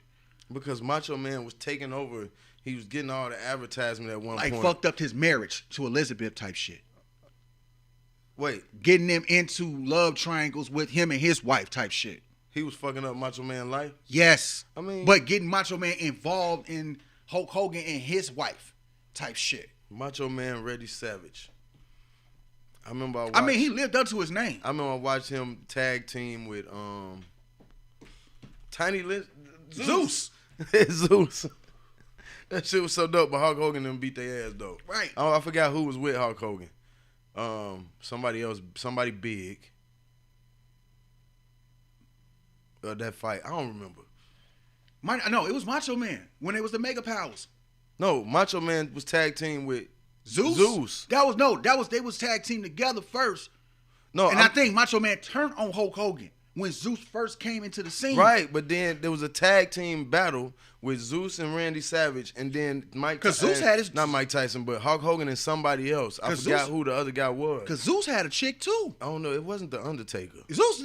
Elizabeth didn't go to Zeus, did Nigga, I don't even know who Elizabeth is. You just throwing Elizabeth out here like who the fuck is Elizabeth, that bitch? that's Macho Man chick. Okay, The female that I don't come with remember Macho that, Man nigga. every time he wrestles. I was little. I don't give a fuck about them bitches coming out there. Man, okay, Stone Cold's girl, Deborah. Nigga, I was little. I was ill. Cooties. I don't want to see her fight, guys. You know what I'm saying? All I saw was tits. You saw tits? Titties. You was managing That's it. shit when you was little. How old was you? 6? Talking about titties. No, Stone Cold girl. No. That was I like in thought we 94. I thought we still talking Deborah. about. Oh, back then, I yeah. thought we was still. Yeah, talking- yeah, they was covered back then. You know what I'm saying? Only way you finna watch something nice back in the day, you had to watch Glow Wrestling. What? Glow Wrestling. What's glow wrestling? Those are the girls. Was it the glamorous ladies of wrestling or something like that? Yeah, GLO, Glow Wrestling. Back in the The early 80s. 90s, the 80s. Yes, like when they jump off. What the top channel was rope, that? We only had 6 channels. What channel was I that? forgot what channel it was, but man, when they jumped off the top rope, Nigga, they, in the 80s, they TV went off at night. they was bouncing. Y'all remember TV used to go off? I mean, you Remember had, he said on that song, what's that old song? like what you mean? when he was singing about his girl and he say, and sometimes I just lay there and watch TV until it went off. Old song. I thought it was like after everything went off, you saw a dude painting. Dude Payne. What was the white dude with the afro that be painting? Oh. I thought he was like on every channel at late at night. No, when TV went off in the 80s, nigga, you see the white Westerns. noise screen. Oh yeah, certain channels, other Or channels, or the rainbow shit. or nigga, The rainbow colors. or westerns, or Little House on the Prairie. No, nigga. At a certain time. At night. Nothing, no, it was no picture on the screen. Just a white screen. TV went off, nigga. Like, nigga, that's it. That's all we got, nigga. You ain't come back tomorrow. When niggas back at work, nigga, everybody off. I remember that shit. I know I was real little, so it wasn't like the late 80s, though. It could have been. No. I got court tomorrow. Fuck I do it now. Huh? You got court tomorrow. For I just gotta go show this fucking judge that I paid all this goddamn money. Midnight shit went off. Well, yeah, I gotta go show them I paid this money. I'm still hurt. Like, my soul's still hurt that I paid How much you paid again? a lot. Okay. A couple grand. Yeah. Price tag on your head, leave your land where you stand. That'll hurt A couple grand, nigga. The tickets caught up to me from 2006 to 2016, nigga. Yeah, that make it sound. And it got to a point where, nigga, you can't renew your license. And it's been expired so long now, nigga. Been revoked. No, it ain't been revoked. It's just been expired so long that we can take you to jail for this expired license if we catch you. So I'm like, damn, I got to renew it. But before that, I don't know if they do this in every state, but before you renew it, you got to pay off all them tickets. Yeah, because they'll give you Every ticket. They'll give you, I forgot what the fuck it is, but there's a list of all the shit you still got to pay. Nigga, when I was done paying that, I thought that was the list. I'm like, God. when I was done paying that shit, this is how long the receipt was that the dude gave me at the clerk office. This man could wipe his own ass with his receipt. And still had some paper Man, left. to fold that bitch 12 times. He's just looking at me laughing. I'm like, this can't be the worst you've seen. Why you all surprised like that? He like, no, actually, I seen people coming in paying tickets from 1992. Shit. Say, That's nigga. petty, Joe. I That's said, petty. nigga, 1992. How you gonna hold a grudge that long? Think about that. Illinois, bro. You know what it is. Illinois. Even the credit people after 10 years be like, fuck it. Yeah. They'll write out. But that's because of federal laws. Illinois ain't playing. You know what it is, nigga. These mobsters. Blagojevich. Not Blagojevich. What's this fat motherfucker name? Priska. Yeah. Like, I was like, don't say. He went 2 belts. I said, but boy, at least Blagojevich did all. Not Blagojevich. Yeah, Blagojevich. At least he did all kids. He did come up with all kids. I mean, Blagojevich. Hey, look. Only thing he did was He got in and did what everybody else doing and got caught. He just got caught, man. They didn't like him because they probably got evidence on all these motherfuckers, right. But they just didn't like him. Oh, but the thing is, he's so cool now. You feel me? You know, he out. You know what I'm saying? Living life, chilling. Oh yeah. You know, he ain't got a hat. Somebody he was on. He did an interview with somebody. Yeah, but shit, he one of them cats. It's like shit, motherfuckers fucking with me now, Joe. You know, yeah, you the man, bro. Did his time and shit. I don't think he told on anybody. Like shit, he can't. Nigga, them mobsters will kill him. He said, I had the time. Look, this ain't. He can't do Tekashi, nigga. You gonna be if he telling on Irish and Italian mobsters, nigga. Powerful niggas. It's over for him. You know what I'm saying? You fucking with niggas that sign laws. They sign shit into law. Yeah, he was getting interviewed on CNN, CB, all that shit when he got out. He just looked funny with the gray hair now. Yeah. I'm like, And you know, we black, so he cool because he went to jail to us. What you saw what happened with Obama? I'm just saying, right. He cool because he went to jail. You know how we are, nigga. You ain't shit if you graduate college, nigga. You the man if you get out of prison, though. Yeah, pretty like, oh shit, nigga. He do got that I just got out of jail vibe too. Like you see, he don't have that same vibe before he got locked up. Right. He got that whole like shit. He feel like he got some street cred. He walking around like he got some street cred. He is. I'll be like, you know what, man? He is. I'm like, you know what? More power to you. You went in both sides of the spectrum. You went to the highest of highs and the lowest of lows. Hey. And you done made it out. Trump pardoned him. You know that Trump like you Trump, know what? Trump throwing pardons around, but he ain't throw shit to Julian Assange, weirdo Edward Snowden. That's huge, man. That's saying a lot that he didn't. It'd have been nice for Mr. Snowden to get that. Even the other nigga from over there, Julian Assange, like just to say fuck you, because listen, the fight is freedom of speech. Now they already playing with a lot of these rights, but once freedom of speech is gone, everything is gone. No, once the Second Amendment is gone, everything is gone. Okay, yeah, the Second Amendment that protects everything. It backs up everything. Everything. Like, okay, you want to fuck with us? Then this is what we're gonna use to fight your ass. You want to take away this right? We're gonna use this one to fight your ass. So yeah, you're right about that. And that's the one that we still got the upper hand on, just out of sheer number of Americans. Yeah, numbers. It's so many millions of we guns. love our dogs and we love our guns. You think it's a lot of people here? You see how many guns? How many guns, nigga? Just legal guns. You got motherfuckers. Look at the number of legal guns, and then don't forget about the illegal guns. You got motherfuckers on the left getting strapped up. Like, look, fam. Illinois, you heard about what's happening in Illinois, nigga. They got to hire more people to deal with the number of people trying to get these Ford cars now. Mm-hmm. But now Tennessee just passed. Tennessee trying to get permitless across the board. They just like everybody need a gun. Nigga, that started looking like paradise to me. Whoa. I mean, it was already paradise the way they are. They real lax with the laws down there in Tennessee on the guns. But now they just saying, wipe all that shit.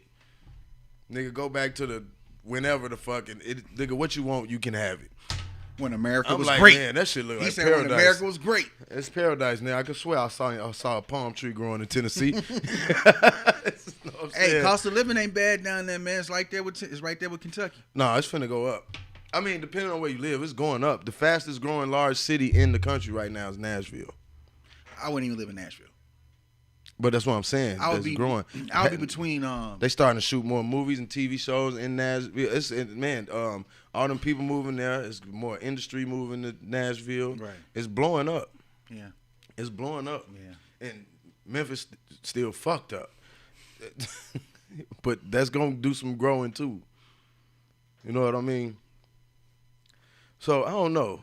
Nashville, they make Nashville look good on TV though, don't they? I mean, Nashville's not a bad spot, man. No, I mean, I know, but I'm saying they make the shit look just wonderful. Yeah. Which I'm sure it is. No matter where I move to in the country, you know it's not gonna be in a big city. It's gonna be a suburb somewhere. So it don't matter for me. Just to make sure, just make sure you don't live anywhere in a sundown town, like.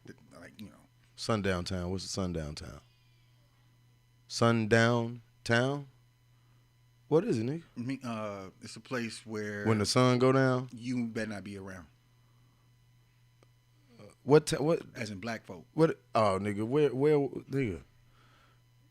There's some places that exist in the United States. Can you name one? I wish I can. Cause they not. Because no, just look up sundown. It's not real. Are there still sundown towns in the United Yeah, States? if it's a town with 300 people, probably. Okay, yeah. But who gonna move there? You living somewhere where you can't even go find a job. You know what I'm saying? Right. Nobody gonna live there. The people there don't want to be there, but they got to be there because they probably working to keep some other town's electricity going. You know what I'm saying? Some larger towns' electricity going. Like, it's thousands of people depending on you 300 motherfuckers, okay? Right. Ain't nobody in town of 300 having kids, nigga. Now, I mean, you could look up townships with 300 and they all over the place, even by us. But a lot of people think those are like small towns and shit. Mm-hmm. But there's like little 300 population townships like right in the middle of our 4 suburbs right here. It's like they not out somewhere missing in action. It's just they sectioned off this and said, this is our township, bitch. But they still walk and go to grocery stores and all the same shit we do right with us. Right. It ain't somewhere far out. But I get what you're saying. It probably is, man. I'm just talking shit. It might be one of those sundown towns, a few of them somewhere, like in Mississippi, Yeah. Louisiana. You know what I'm saying? Middle Louisiana. Montana. Off the subject of of the sundown towns. Right. Is this a sign of us getting older? All-Star games today. The All-Star game today? Yeah. I don't know if it's a sign of us getting old. Not me. I'm angry and I don't like watching basketball no more unless it's Zion Williamson, Melo Ball. That's all I want to see. You old niggas make me mad. I was asking, I was like, is Zion in the dunk contest? He was like, I don't think he is. I'm like, No, who wants to get in the dunk contest right now? It don't matter. Nigga, I seen 3 people in it, and I didn't know who the fuck they was. all right, shit. I'm like, it's only 3 people? Well, a lot of motherfuckers didn't. They like, we don't want to do it. Didn't LeBron say I ain't doing this shit? Ben said years ago he's never going to do it. No, I ain't saying dunk contest. I'm saying this year is the All-Star game. Like, LeBron said he not playing the All-Star game? yeah. So No, LeBron definitely playing. I think Got a mean lineup too, bro. Bro, this is probably Team LeBron and Team KD or something. It is, but have you seen his pick? His starting lineup? LeBron, Luka, Giannis. Giannis played for the East, nigga. What? Giannis No, played for that's the not Bucks. how it go, nigga. You got a captain in the West, a captain in the East. All these players together, and you just pick from them. This has been going for a few years now, bro. It don't just be West playing with West and East playing. No. The West captain and the East captain just come, and out of the pool of players that there is to pick from, they just pick like a pickup game. I pick this guy. All right, I pick this guy. So look, the last 2 players left was Rudy Gobert and Donovan Mitchell from the Utah Jazz. What? Donovan Mitchell? And they got the #1 record in the league, right? And everybody was like, why the fuck y'all picked them last? And guess what LeBron said? Some shit that I understood. I was like, I think he might be right on this. He said, look, guys, no, it's not disrespect or nothing. But it's just like when growing up playing a video game, like, we just didn't play with the Jazz. As great as Karl Malone and Stockton was, we never picked that team. I said, oh, shit. True. He was like, it's not disrespectful. Every basketball game I played, I've never played with the Utah Jazz. I never known anybody who ever played with the Utah Jazz. Never. I mean, everybody had their alternative teams that they played with. Like, okay, yeah, I didn't play with the Bulls a lot. I like playing with the Sonics. Right.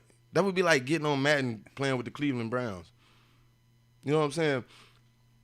I mean, people pick those though, but not They pick 'em nobody now. Not nobody here. They picking them now. No, I'm saying they was picking them back because people would be like, "I pick the weakest team on the game and beat your ass," and then they'd be good and they really do it.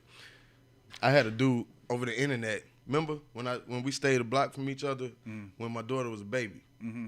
When we was Xboxing it up, Right. 2K and all that shit. I was online with some cats and I had a dude on Madden tell me, I was talking to my homie down in Vegas. He said, man, we got this dude you can play. We don't know him, but he be online all the time talking shit and he said, I bet you won't get past the 50-yard line the whole game on him. He said, nigga, I think you'll probably get 2 first downs the whole game. And I bet you he scored 50 points on you before halftime. I said, bet. Nigga, all I got to do is get past the 50-yard line and get a few first downs and, you know what I'm saying? Mm-hmm. Bruh, I couldn't do it. This dude, bruh, I'm like, it's some weird shit going on here. Everything he said I wasn't going to be able to do, he was correct, though. Whoever this dude was I was playing with on this motherfucker, dude, I didn't get 1 first down. That nigga knew hitboxes, frame rates, everything on your ass. Everything, like, nigga. Yeah. I couldn't run the ball. He playing the quarter defense. He just knew. I'm like, he got something going on with this game. He knew what angle. This to got hit to be you, one bro. of the developers or something, cuz. I'm like, well, I can't he fucking know how- run the ball and he in the quarter. Like, he know your angles. That's the thing. He knows your angles. So if you know your angles, he know how to hit you. All right. Because not one tackle is not going to solve the problem for everything. He might know how to slightly use that hit stick. Oh, yeah, he mastered it. Oh, yeah, you mastered the hit stick, Joe. It's a wrap. Bro, I couldn't make it to the middle of the field. I couldn't get a first down. And look, he scored within 2 plays every time he get the ball. I say, bro. By the time halftime comes, this nigga had 69 points, bro. I was like, what the fuck? This dude is 69, 68 to 0 or some shit like that. Yeah, that's better than This that. dude kicking field goals on me on first down just so, all right, man, I won't just score all touchdowns on you. Get the ball first down. Because he's stopping me already in field goal range. Nigga, a couple times I tried to punt the ball, nigga, he blocked both of them. I don't know what the fuck.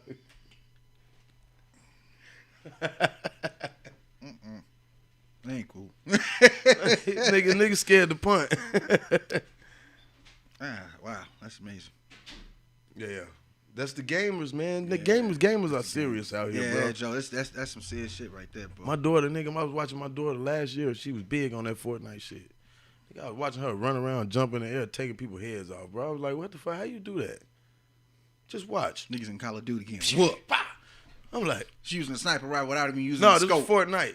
They still got sniper rifles in No, them I'm shit? talking about Fortnite. She don't like Call of Duty. No, they got. Don't they got guns on Fortnite? Yeah, but you said Call of Duty. No, I said niggas on Call of Duty getting whooped. Oh. Like us. Right. We get whooped on Call of Duty. They on Fortnite. That's like their Call of Duty, sort of, because they got all kind of sniper rifles and stuff. They know how to snipe you without even using the scope. No, listen. They snipe. Nigga, they can jump. These kids can, on Fortnite, they can jump in the air and snipe. Yeah. While in the air. Yeah, and create stairs going up. I don't know how the hell it You happened. saw it, Yeah, huh? I'm like, I said, you know what? This is beyond me. I can't. Fucking kids, and then you get on Call of Duty and there's some kids killing your ass on there, Bro. talking shit, No. cussing at you. You like, damn, I know he like 12. He keep cussing at me Bro. though. I'm gonna talk about his mom. No, we found what was going on with that shit, bro. What you mean? You going against PC players, What do you mean PC players? people that play on the PC. Well, Like especially yeah. now, while in the last couple Call of Duties, But here's the thing. when it was cross-platforming, when you playing against a PC But player, that's bro. not just always what it is, bro. Well, don't get me wrong, you got niggas who cold. Don't No, get me think wrong. about it like this.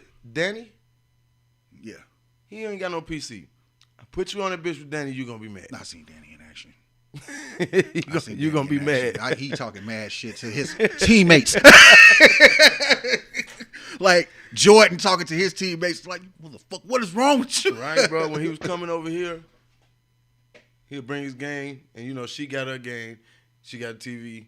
We'll put the TV in there for him. They both just got a TV with a game. He on got it. his Hear that headphones. motherfucker. I know, I'm saying. Yeah. The room, it be in the room, 2 TVs, 2 games, just in that bitch. She playing something else, though. He whacking motherfuckers. I'm just, oh, Jesus Christ. Man, see, that's what I'm talking about, these kids. But this is their shit. Mm-hmm. This is how they growing up. Remember, this is how we was cold at games Mm-hmm. in our day. Right. You know what I'm saying? Blades of Steel. Nigga, we was cold. We don't even like hockey. We was cold. Right. Blades of Steel was the shit, wasn't it? I wouldn't mind a remake of that. Like, just, I do like old school remakes, you know what I'm saying? Because they actually do a good job of making it, because you're taking a formula that's already, they got the blueprint. Just expand on it. You don't have to make everything 3D, because you want from 8-bit or 16-bit to a cell shape. Like when I see new Streets of Rage 4, Right. glorious job of what they did to it. They didn't they still continued the story. You know what I'm saying, from the last Streets of Rage. Same characters. You know what I'm saying? The brother's back. You know what I'm saying, from the first one. Mm-hmm. And he got a daughter. You know what I'm saying? We wait on the DLC right now. We waiting on, you know what I'm saying? We can get Skate. You know what I'm saying? He could come back and What's the DOC? downloadable content. Oh, I was finna say, the rapper? Oh, shit. The rapper? But no, we waiting to see his Skate, and we trying to see how Skate looks, because if Eddie got his daughter, that means Skate grew up. You know what I'm saying? So motherfuckers is seeing shit like that. I don't even know the story like that. You going too deep for me. That shit cold, bro. I just don't know the story like that. That's why I say, nigga, you a real gamer. And no, Back in the day gamer. Bro, no, You're a real back in the day gamer. I'm not a gamer like that. I it's like, I wish that I would have really honed in on that shit. Right. Because I'm looking at motherfuckers now like, I ain't looking at the kids. Well, you didn't know eventually it could turn into some a money. professional, yeah, you'd be a Some professional money. gamer. You know like, what I'm really, saying? yeah. Nobody knew that. I ain't But did you see that bullshit on Facebook? No. People on there talking about it was a myth that blowing in the Nintendo cartridges worked. They said no, it didn't work. It was a myth. Bullshit. I'm like, bro, That shit works. I know that shit worked. Fuck I you did talking it so many times. I knew how. Blowing that bitch till it started whistling. Whistle, bro, I have my own method of doing that shit. Okay, get the whistle. Right. Then, after you put it in, wiggle the game, right, and then press Put it the down. other cartridge on top of it. I didn't have to. My Look. shit was still good. Somebody watching right now, remember, you blowing that bitch, put it in, and when your shit wouldn't stay down, You put had the to other cartridge in there to cartridge hold on it in top there. of it. Then sometimes you had to get a piece of cardboard paper and fold it up and put it on top of that and squeeze it in there. You have to do that. And then it's like, but once you put it in there, look at the game, then I press power. Then I knew I wasn't going to work the first time. So I pressed the reset. Once I pressed the reset, that bitch was cut on. Like, I had my ritual, bro. It didn't matter how bad your game was. I'm getting that bitch to work. We in there. They see me, I just hit my head like I got weave or some shit. Long hair problems and shit. No, that's not even a hair problem. It was just like an itch I just had right here. Right. I remember, nigga, when that first year of me growing these shits, I used to scratch all the time. I don't know what that was. Cause you, Nigga, I don't scratch never. yeah, cause you didn't I switch. guess it had to be something with You- shit getting used to hair growing and. Oh yeah, there's a Nigga, phase. I remember that used to be, goddamn, Yeah. my shit used to be on fire. That's a phase. That was just a phase, and now your hair's just used to.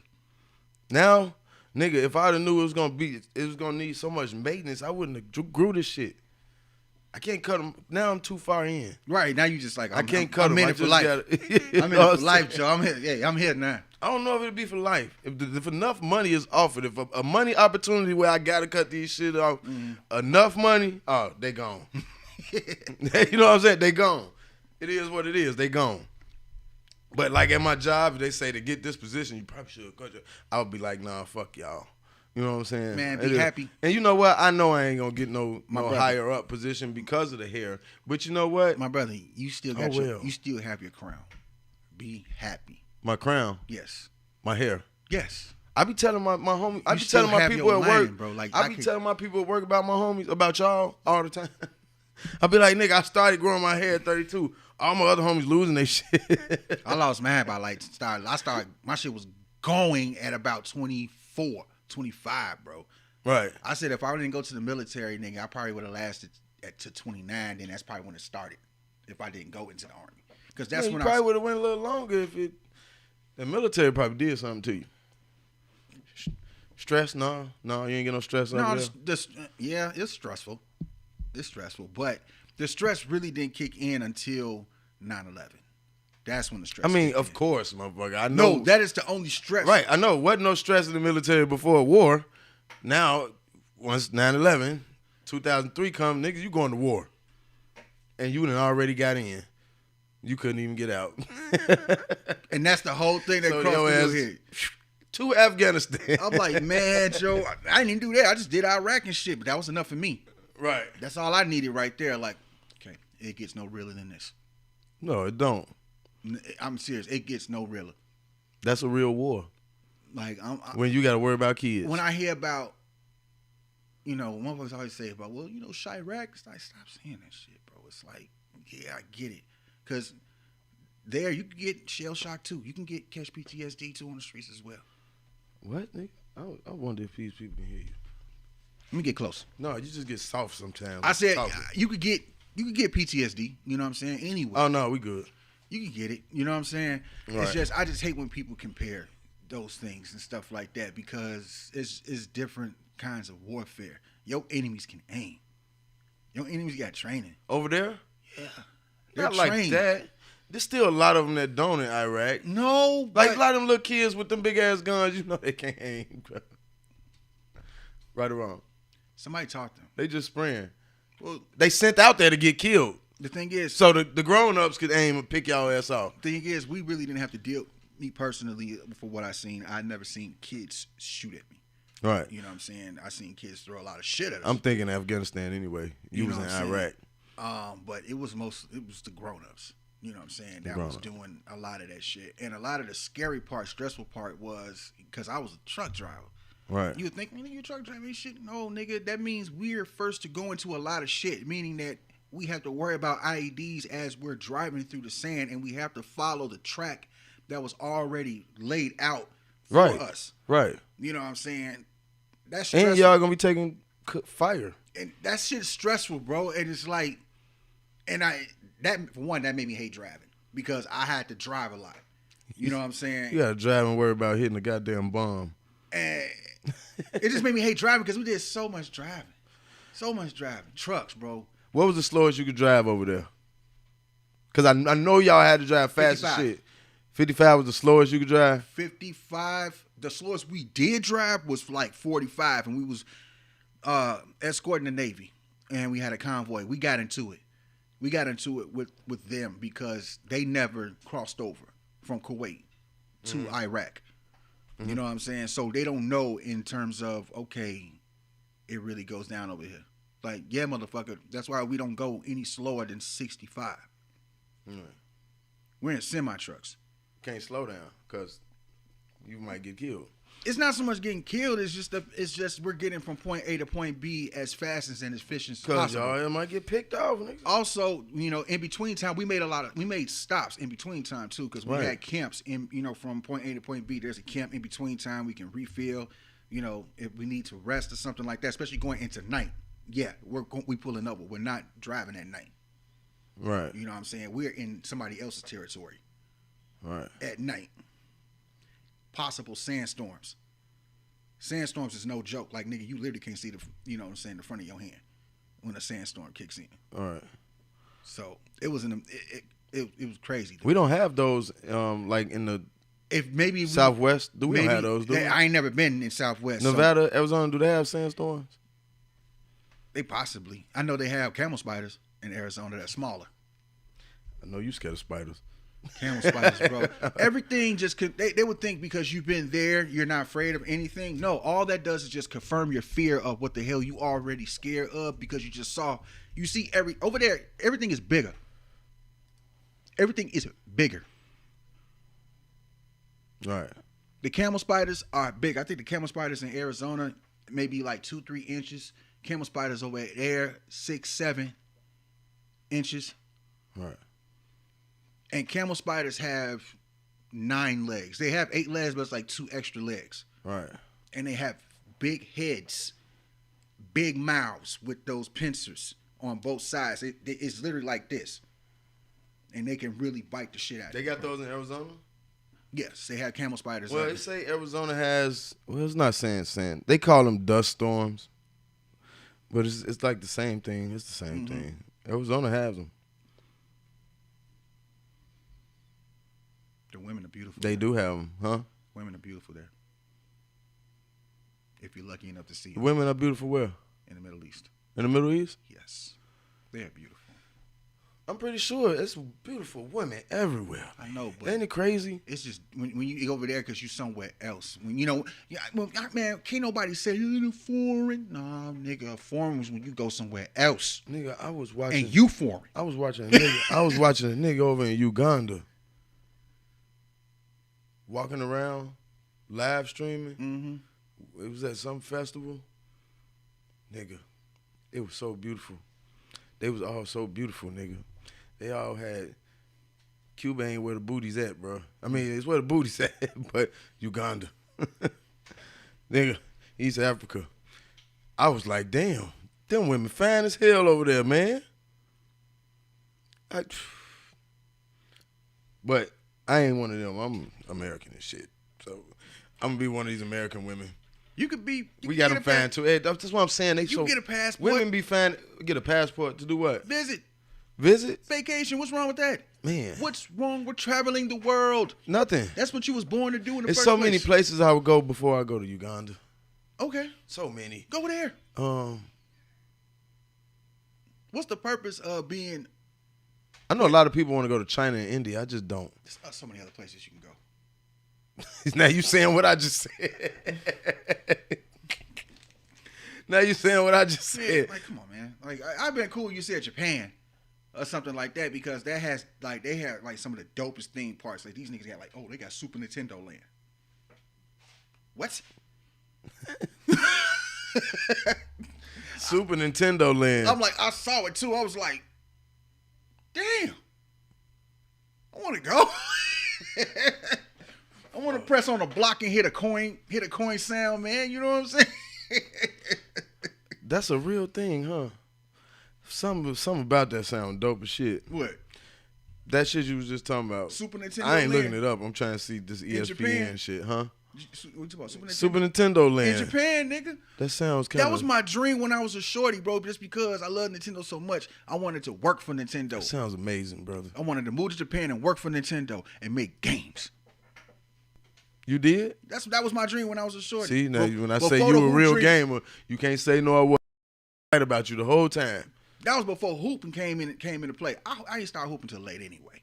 You know what I wanted to do? What? Yeah, he was. I want to go to NBA, NFL. I want to do it all, nigga. That was like your bloodline. I wanted to do it all. That's like the Mannings. Seriously. Look, I wanted to do it all. End up not doing none of the shit.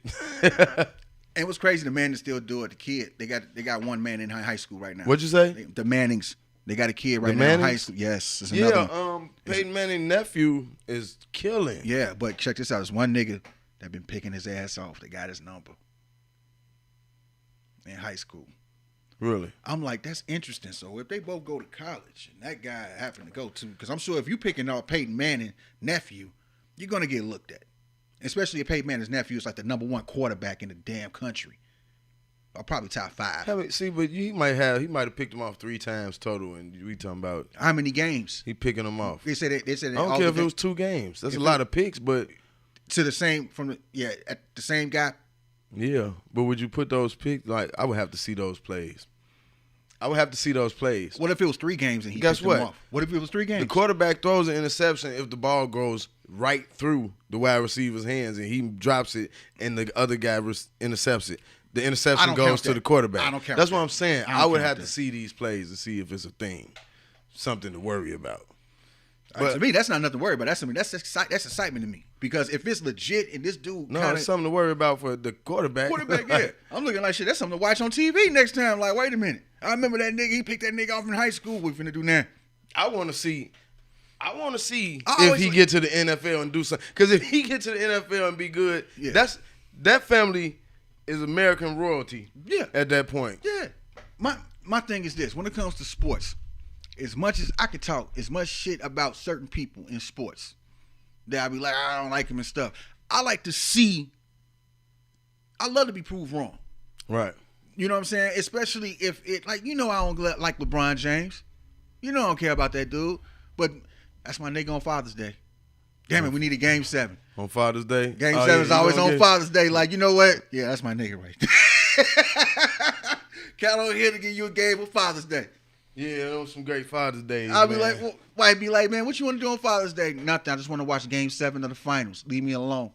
We didn't get it last time against the Warriors, did we? It No. was 6 games, wasn't it? No, but you know what? I'm talking about that KD. It was 6 games, right? Yeah. I was like, you know what? Hey, he tried. Odds was against him big time. Right. Hey, can't get them all, but you had a nice run, and I appreciate those Game 7s right there. That right there, I really appreciate him for that. Let me ask you something. Do you think the Brooklyn, this year in the East, playoffs, do you think the Brooklyn Nets can beat the Philadelphia 76ers? Yes. Do you think the Brooklyn Nets can beat the Boston Celtics?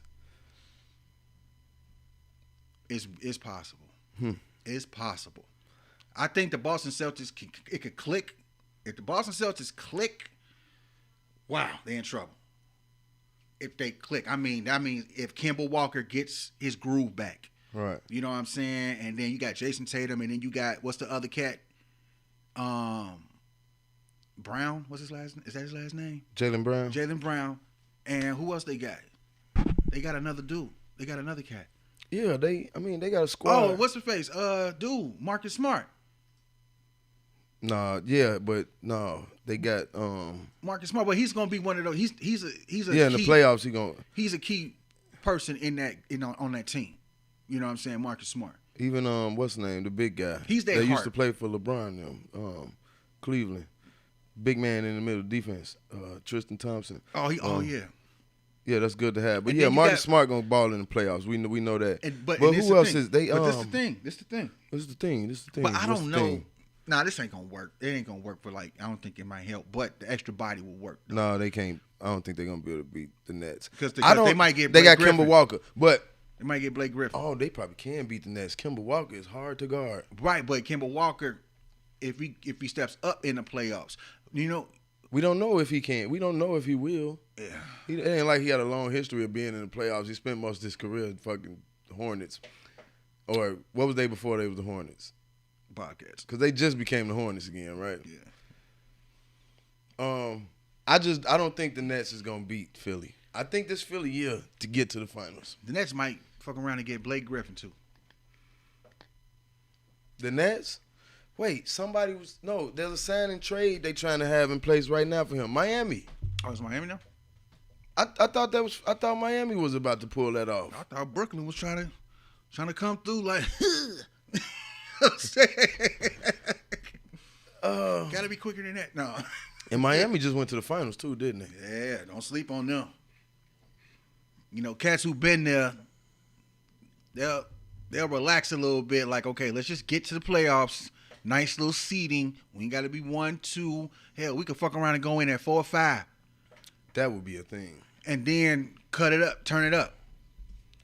You know what I'm saying? Because rumor is that that's what they did with Jimmy Butler last year. Kind of. What? They let him play, but didn't, I don't know, minutes-wise? Didn't overuse him? Something like that. Well, it wasn't much to be overused. They got a lot of rest last year. And then they had a lot of injuries in the finals, too. Yeah, but they had a lot of rest last year. Everybody had a lot of rest. That's what I'm saying. So you could just run them niggas to death last year. I mean, you could do it this year. They had a lot of rest this year. Bro, they had a couple months after this. So he got the buyout. Oh, my God. The Nets got him. They got Blake. I don't know if he's going to stay after this season, but he agreed to deal with the Brooklyn Nets They trying to do something. for the remainder of the season. They trying to do something now, nigga. See, that's why I don't like KD. See, this does nothing but destroy NBA. That's what I'm saying, bro. You can't even say LeBron got a big 3, so we got to get a big 3. You can't even say that. These niggas just doing all this for no reason. Too many damn threes. Yeah, they're better shooters. You know what I'm saying? But they used to score a lot in the 80s. You know what I'm saying? And they always scored in every era of basketball. They always scored a lot after the 70s. And so I'm looking like, so you don't need to shoot all them damn threes to score that many points. You know what I'm saying? No, you don't. And then we saw one play. I think this was the Denver Nuggets, Michael Porter Jr. He's one of the rookies for the Denver Nuggets. Mm-hmm. And there was a play. It was like 5 seconds left, and they had a fast break. He stopped and shot a 3? One of the players shot a 3, but Michael Porter Jr., I think he's like the power forward. He didn't cut to the basket. It was only one defender, and it was like 4 fucking players. All them niggas was at the 3-point. Not one nigga cut to the fucking basket. So, of course, I Jamal think I saw Murray that. When that happened? A week ago? Yeah, like a week and a half ago or some shit. I think I saw that. I'm like, this is right here's the fucking problem. Oh, the game is better. Okay. It's not better. Okay. You done shot so many fucking threes, you done lost common sense. Maybe they should pull the 3-point back further now. What you think about that? No, because everybody got range now. Everybody don't. It's not, but still, you still gonna force the issue of shooting. Pull that bitch back 4 feet. I'm looking like, oh my God. Because everybody ain't stepping out there like Clay and Curry from deep. And Damian Lillard. Damian Lillard is He's creative player. He shoot them Hardaway threes too. Remember when he was with Top of the key? He was with Miami. That motherfucker. Top of the key threes? Like, Yeah, top of the key threes. Nigga, I watched the game with Manu Bowl hit like a bunch of fucking. I just watched some shit. Six threes in one game. Yeah. And he was like 6 for 7 or something like that. It's throwing it. Look. It was great because not everybody would shoot threes, man. You know what I'm saying? Right. A lot of cats really couldn't shoot like that back in the day. So it was like Blake Griffin shooting threes. It was like, nigga, yeah, you know, a lot of your points, nigga, you have to go to the cup on niggas, man. Right. You know what I'm saying? And if you was fortunate enough to develop a jump shot. Zion bringing the game. Zion bringing that shit. Look, that nigga, man, all he do is go in. He's shooting free 62. throw line. Bro, 62%. This nigga's field goal percentage is like 61.8 or some shit, man. That man, I hope he brings the 2-point game back. He definitely playing the 2-point game. That's all that nigga do. And they saying like, well, you know, he's not, you know, he get blocked the most out of everybody in the league. Like, so. And then he get the ball when they hold on. I never seen somebody get they shot blocked and always get the ball back. Right there. Mm-hmm. You block it, I still got it. You know, bro, how many niggas, who gets that many of their own offensive rebounds, bro? Off of their own shots. No one. It's never happened like this in history. Dennis Rodman was the greatest rebounder we ever saw, right? We still ain't never seen a nigga that just take the ball right out of somebody's hand when they get that rebound. Like, these niggas get the rebound, he just take it. Get this bitch to me. He be sunning niggas, I say, man. bro, this shit ain't fair. I love it. But we men, so fair don't matter. We need that. We don't need fair. We just play ball, goddammit. No homo. But sometimes you look at the league, you see Zion doing what he doing, like, man, yeah, you need some testosterone, a little bit more testosterone in the league. Yeah, he's showing you these niggas soft. Right. When you see this young ass showing coming you here, these niggas soft. And Melo showing these niggas, I'm gonna take over, nigga. Melo ball, nigga. I can't wait. That's my boy. I just want his daddy to just smile and just say, I told you, and never say nothing else. I told you. Cause he coming in, he balling. He balling, bro. Like, he have his mistakes, you know, he going through young shooter shit, getting low percentages here. Like, that's rookie shit. I remember he coming, bro. I remember when they said his first game, they showed his stats. I was like, yeah, okay, he didn't score any points. I'm like, he almost had 10 rebounds. He got 8. I'm like, nigga, them not the worst stats ever. Motherfuckers, I'm like, why are y'all laughing at this nigga stats? He almost had 10 rebounds. Like, if this is considered a bad game, you know how high a bar this nigga got? You know why they laughing at? Because they don't like his daddy. I don't give a fuck. But they all cool with Annie Apple. You know who Annie Apple is? What's the football player, the cornerback that played for the Giants? His name was something Apple. Nigga, his mama was the mother for hell. She fucked up his career. And his life. That shit. Oh, that one. Okay, now I know you talking. Oh Lord, yeah. She didn't thought she was Mr. Ball. Right. And fucked the whole thing up. Like, bro, nobody complained about her. They praised her for that bullshit, but they mad at him for saying his kid's the best. No, it's a time and place for everything. And the NFL, which Eli Apple, that's his name. NFL, which is not a players ran league. It is owned, ran. The Shield is ran. That's it. It's not a player driven league. The NBA is a player driven league. And it shouldn't be. I mean, I'm gonna say it like this. I want these niggas to shut the fuck up as much as the owners do. Right, but I'm saying without that, you probably wouldn't have the Ball family. What do you mean? Like, in terms of... Them boys was going to the league either way. I know. They was just good enough, bro. But then you would have had the mandatory college rule and shit like that, you know what I'm saying? But I understand NFL-wise why the college rule is necessary. Why did the mandatory college rule? Did they ever have it? Mandatory college? No, it was you got to be out of high school for a certain time. What, for the NFL? NBA. Oh, yeah. I'm talking about like... It never was a mandatory college. No, I'm talking about in NFL. It's mandatory in college. You know what I'm saying? Oh, yeah. And I understand. But that makes sense. It makes sense because niggas in the NFL, nigga, is physically developed. It's not the NBA. You can't go from high school to the NFL. You'll die. I'm looking like, bro, you can't do that. It's like you may be the alpha over there, but when you go to the NFL, your alpha is going up against Apex. You tiny. You big as hell over here. Remember what I said, NFL, nigga? You tiny. You going against Apex. Niggas is looking for you. Like Nasty Nate in jail, like they looking for you, nigga. Right. You know what I'm saying? It's like you don't want that. You want to take your time and develop and get swole. Yeah, the NFL, everybody. They will break one of them you come straight from high school to the NFL, they will break him first quarter.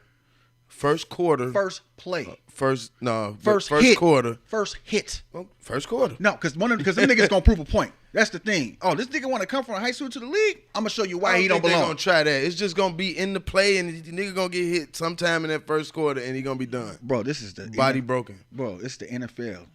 I get it, but I don't think they just gonna be out here like I want to prove this to this little nigga. No, I don't see that. No, but in the middle of a play, we playing football. He gonna take a hit in the first quarter, and it's over. Yeah, your body ain't ready. You still a child. In basketball, okay, you're not still a child. You can be skinny. Kevin Durant showed you, nigga, you could be light as a fucking feather and play with the biggest niggas in the world in the NBA. As long as you cannot do that in the NFL. No, NBA is a finesse to it. You know what I'm saying? There's a lot of finesse going on with that. You know what I'm saying? The only thing NFL accuracy wise is kicking and throwing. Right. You know what I'm saying? Basketball, nigga, accuracy and hand and eye coordination and dexterity, is very key. Right. Dexterity is very key. You being able to dribble the ball while looking up and absorbing contact and maintaining a dribble.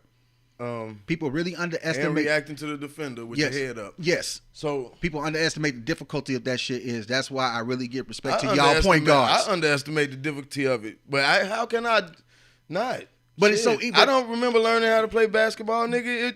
Bruh, but the thing is, it was just happening. Y'all lower center of gravity was like, to me, it felt like, how the fuck are y'all move so fast like that? Because we little.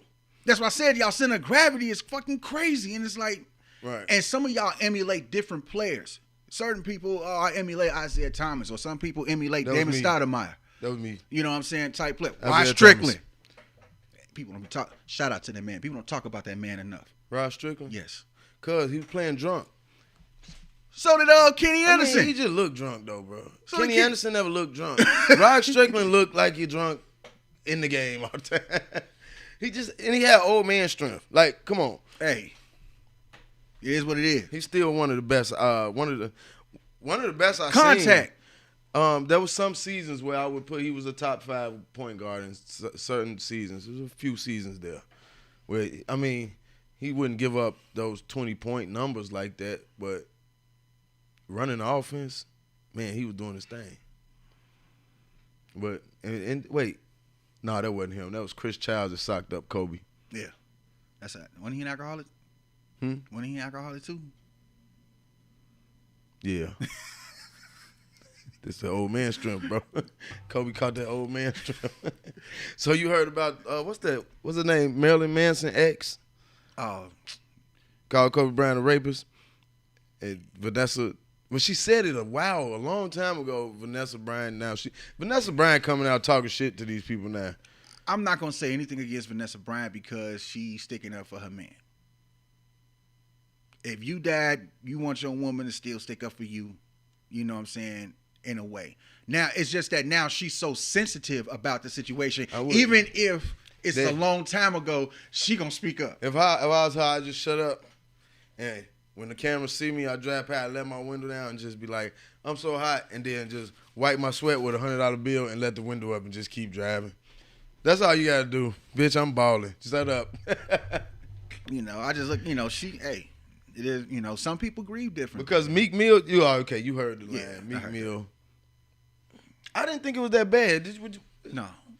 It was kind of, he knew. We're too sensitive. Yeah. We need to be more like and then understand Russian or something. Cause not Russian, just be more of, just think about, be more like a marketer or something like that. And what I mean like a marketer is thinking of different things that can catch people's attention.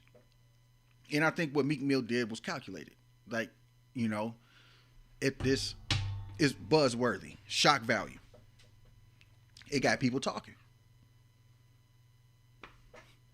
A lot of when people got. You think that's what he was trying to do? Possibly. No, I think he was just like, man, that's a hot ass bar. Hey, I think he was just like, it was so hot. A hot ass bar. It was so hot. It made Vanessa hot. Whatever. It made Vanessa hot. Right. It caught her attention. I mean, I can understand her being sensitive about it, but everybody else, no. I'd be like, why won't y'all shut the fuck? Because we didn't tired of hearing these people cry about the stupidest shit. Because we didn't heard Emmett Till bars. We didn't heard, you know what I'm saying, bars. You feel me? Before that was like that. And if you're a rapper, you understand that, especially if you are about lyricism, metaphors, analogies, right, and shit like that. If you ain't about that shit, I can understand why you offended. But I'm sorry, your education level when it comes to these bars and this rap game, is incomplete. Motherfucker, learn your elements. We was talking about it at work with the fellas at work, and all the fellas that thought he was wrong as hell. He was just so wrong. I asked every last one of them brothers, was you raised by a single mother? They all said yes. I was like, okay. You know what I'm saying? Mm-hmm. I just don't. Americans are soft, and you know what was? It's not so bad, but the point when it gets to the point where the American men are this soft and this sensitive and emotional, nigga, the future ain't looking too good for us. That's just how I feel about it. We ain't. These men, It's not enough roughneck niggas out here no more. No, but at the same time, I feel like we're going through cycles. We're going through cycles? Seasons. So, okay, so that would mean this type of shit came before, right? No, I'm not saying that. What I'm saying It's not a cycle then. No. Stop trying to correct me. Let me be in my glow right now. What I'm saying is that this might come and pass. You know what I'm saying? Yeah. No. I think so. No. I think so. Yes, No. because with all the shit that's going on, with all the whole cancel culture, all that shit that comes into play, the whole pronoun, they're trying to make everybody accept shit too fast. Yeah, so it might backfire. It's not stages with this shit. You're trying to throw everything at everybody at the same time. Might backfire. And you're building so much resentment, and you're making moves based on your fear, and that's biting you in the ass right now. That's why the whole Star Wars situation is because you're siding with the left, but it's still gonna bite you in the ass because you kissing ass. You're pandering. Right. You know what I'm saying? There's nothing good that comes from pandering. You're better off just standing your ground and let people with reason, because yes, you are high. If you're an actor, whatever, athlete, whatever, you're not your own. You're your own brand, but you still work for somebody. So if there's a contractual agreement in terms of this is what you can't do, and you signed on that line under contract, you're not supposed to do that. So you should know better, especially if you got possible money and all that shit on the line and everything. Give me an example of who you would be talking about. Example. LeBron James. LeBron James. Oh, okay. Because I'm just trying to see exactly where you're coming from. You make it confusing to me sometimes, nigga. Shit, you got two phones? I ain't that Kevin Gates. But two of the same phone. Look at this nigga no, I over just here. got the first and the second edition. That's all. I thought you had my phone over there. Nah, man. The other one's still good, G. Had to get the bro, I just business think men in this country, we going downhill, bro. Especially black men. Black men about to start growing hips. I mean, I want to put it past you, all this damn estrogen they got in this goddamn food. I swear to God, man. Black men about to grow hips and thighs, bro. I'm telling you, because this shit, man, we disgusting. Then motherfuckers talking about, well, you're not really gay if you're a heterosexual man and having sex. I'm like, nigga, see, stop.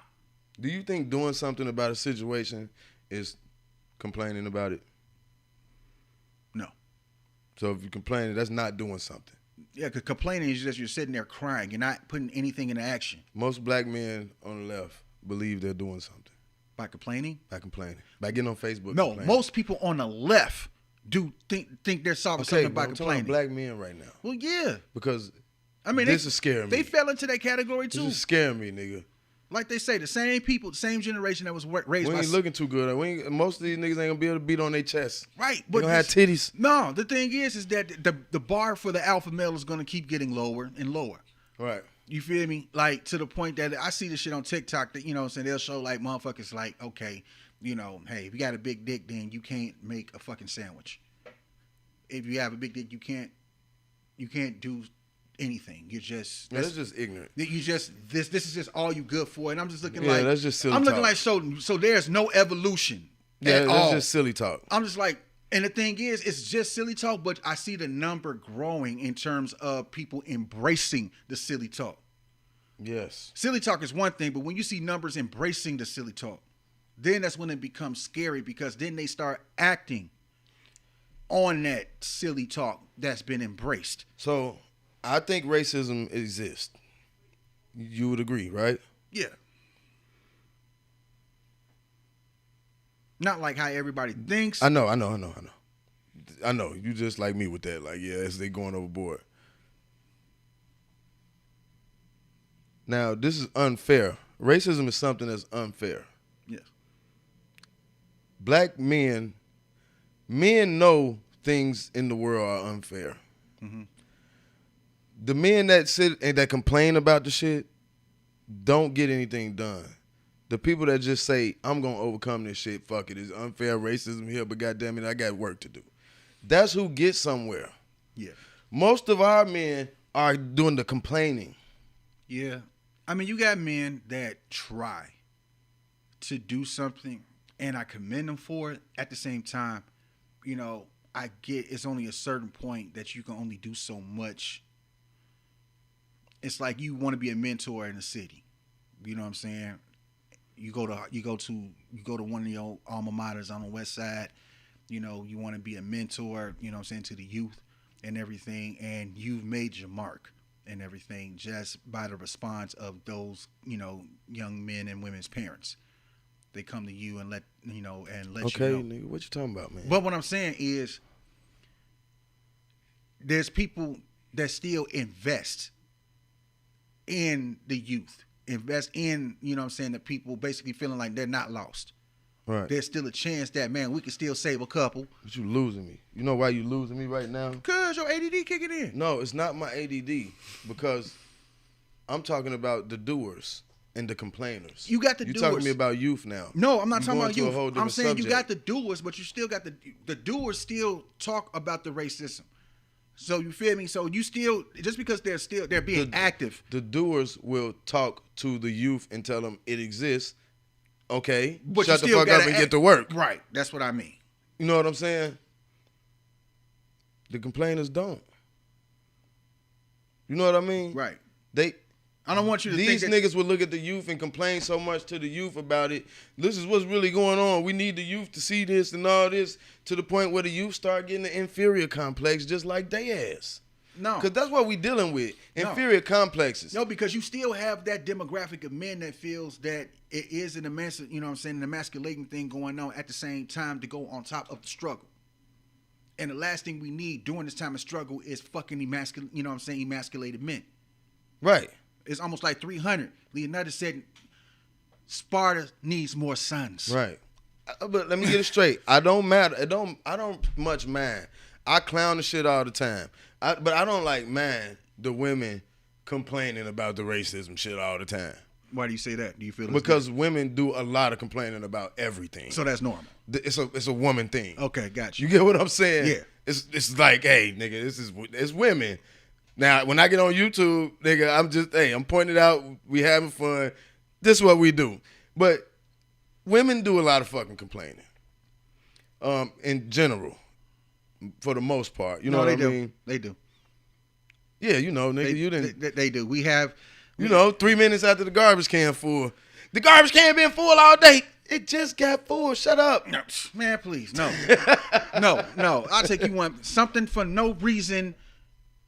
Like, you could talk about something and be right about it, and then she complain about something that has nothing to do with the fucking conversation that you had. But the conversation is about her. Yes. And you supposed to understand that. But because you're supposed to be reading her mind. You're supposed to read between the lines in real time. It's like, no, I didn't send you a text and you got 3 hours before you get home to read between the lines. You need to be reading between my lines in real time, nigga. You expect it to be everybody, nigga. The nigga that do everything for the therapist. You need to be, I mean, man. But it's part of having a woman, nigga. Yeah, you know what I mean? You have to accept the troubles. It's fun to talk shit about it. No, I love them, but it is what it is, if right? you any man that wants to hook up with a lady, you know there's troubles that come with it. And I'm not saying negative troubles. It's just the natural stress that a female comes with. Yes, the obstacles of being in a relationship. Yeah, you're dealing with the feminine energy, and you have to be used to that feminine energy on a consistent basis. Some people could be okay with that energy around them for a few hours or maybe a day, but after that, it's like, all right, fuck away from me. You know what I'm saying? But after a while, it's kind of like, okay, I like you. I like being around you. You know, so you give me something that I feel like I might have been missing in my life. You know what I'm saying? Maybe I'm too hard on certain things. Maybe I need a softer element, a woman's touch. You know what I'm saying? Certain things do require a woman's touch. Yeah, nigga. I'm about to get me a girlfriend for 3 months, just so she can come in here and decorate my crib for me. This crib needs a woman's touch. Okay. Then I'm gonna dump her ass. I used you. You used me. I gave you what you gave me, boo. A nut. Right. No, but yeah, that shit. I mean, a lot of the shit I complain about on YouTube, nigga, I already know. Mm-hmm. It comes with dealing with women. You know what I'm saying? It's just figuring out the one that is worth dealing with all that. Like, which one of you is worth which all, woman, right? Is worth all that. Right. You know what I'm saying? And me still look at you the same and not, you know what I'm saying? Like, you could piss me off and I still, you know what I'm saying? I'm going to go grab something to eat and I'm still concerned about if you ate or not. Right. You know what I'm saying? Hey. True. You're right. Men are nice people, man. Look, oh shit, I'm getting in trouble with somebody out here in the world. Men are nice people, man. We love the ladies. We gonna talk shit about y'all bum ass every day. We love y'all though.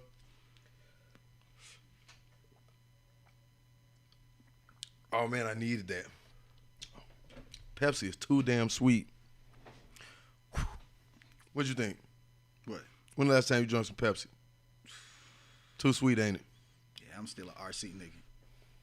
You remember Pizza Hut days when it was a sit-down restaurant and people used to throw birthday parties and you get the pictures of Pepsi and it was like Pizza Hut had their own recipe of Pepsi in there and it was just super fucking jacked up sweet. Mm-hmm. It's the shit. When you was a kid, it was the shit. You know, but as throughout time, we've tasted our dark colas, and I came to a conclusion that I think RC, Royal Crown Cola, goes absolutely amazing with pizza. I think RC is the best brown cola. I mean, I don't know. I like Dr. Pepper. But as far as like just this cola, the cola, just the regular cola. Right. Just the regular cola, Pepsi, Coke, Faygo, RC. RC on top. To me, I could be, somebody else gonna say, nah, Coke the best.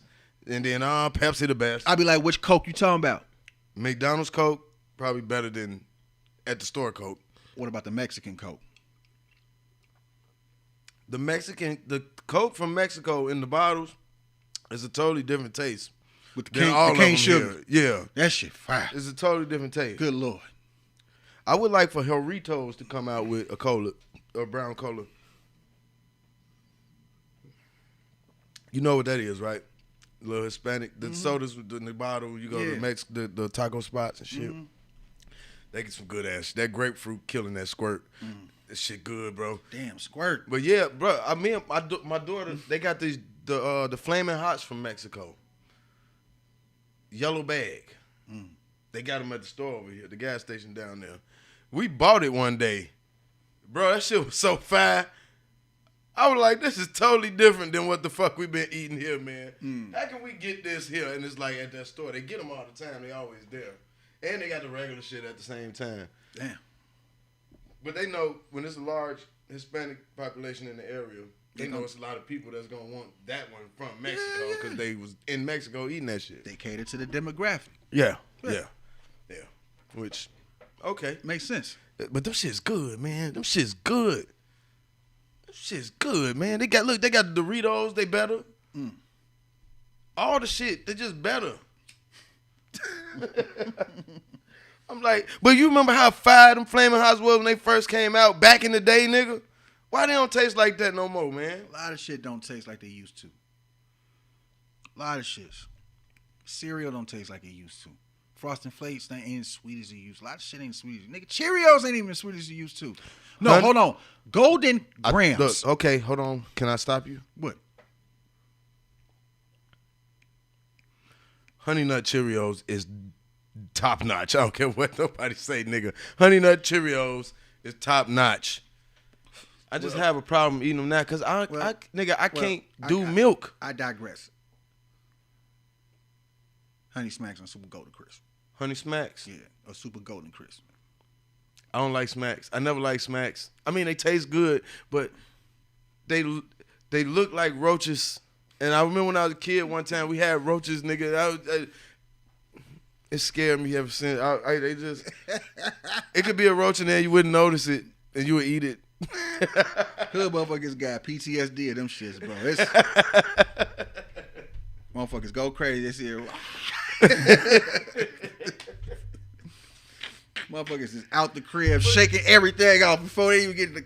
That is the one that look like the roach backs, right? Yeah. Oh man, Smacks. They good though. Mm-hmm. But they wasn't called Honey Smacks, was they? It was called Honey Smacks, and then there was another brand, Super Golden Crisp. Gold. Okay. Because I'm like, I remember a gold box. Mm-hmm. That's for Sugar Bear, Super Golden Crisp. Right. Yeah. Can't get enough of that golden crisp. That shit was fine. Yeah, goddamn, I got a box up there, but I don't drink milk, nigga. Sugar Bear. I wonder how people. Oh, nigga, I grocery store Jules, fam. How do people get thirsty and pour a cup of milk and drink it? I don't know. Ugh. Like, I can't. Like, gross. Thirsty, I can't have nothing like thick. It has to be watery. It has to be water, or the juice is fine, but nothing not like that. No. It's milk though, man. You be killing milk though, don't you? Cereal bowls, No, I don't even do that no more. It's tough, ain't it? It's not tough. It's hard to drink milk like that, ain't it? I don't put as much milk in my cereal as I used to. Cause you don't really want the milk. It's just the only thing that really flow with the cereal. At the time when I was a shorty, that was like the topping of the cake. The icing of the cake was the sweet milk. Sweet milk? Yeah. Oh yeah, at the end of the cereal? Yeah. Oh yeah, that shit was fire. You know what I'm saying? When I was a kid, that shit was fire. Right. Even when I was like 18, that shit was fire. But now it's like, because now you have different kinds of milk now and everything. Store on bullshit right now. Motherfuckers ain't got no more cashew milk. Now they got a whole bunch of fucking oat milk now. It's just crazy. Oat milk is the thing now. I'm talking about. But like, here's my problem with all of those milks and why they don't work with cereal to me. Because they too thick. yeah, extra And when creamy, you pour like, it in there, it don't even splash. When you pour it into your cereal and the milk don't splash, it kind of ooze into the bowl. It was the turn off. I can't do it. I can't do it, bro. That shit did not just ooze in there and go whoop.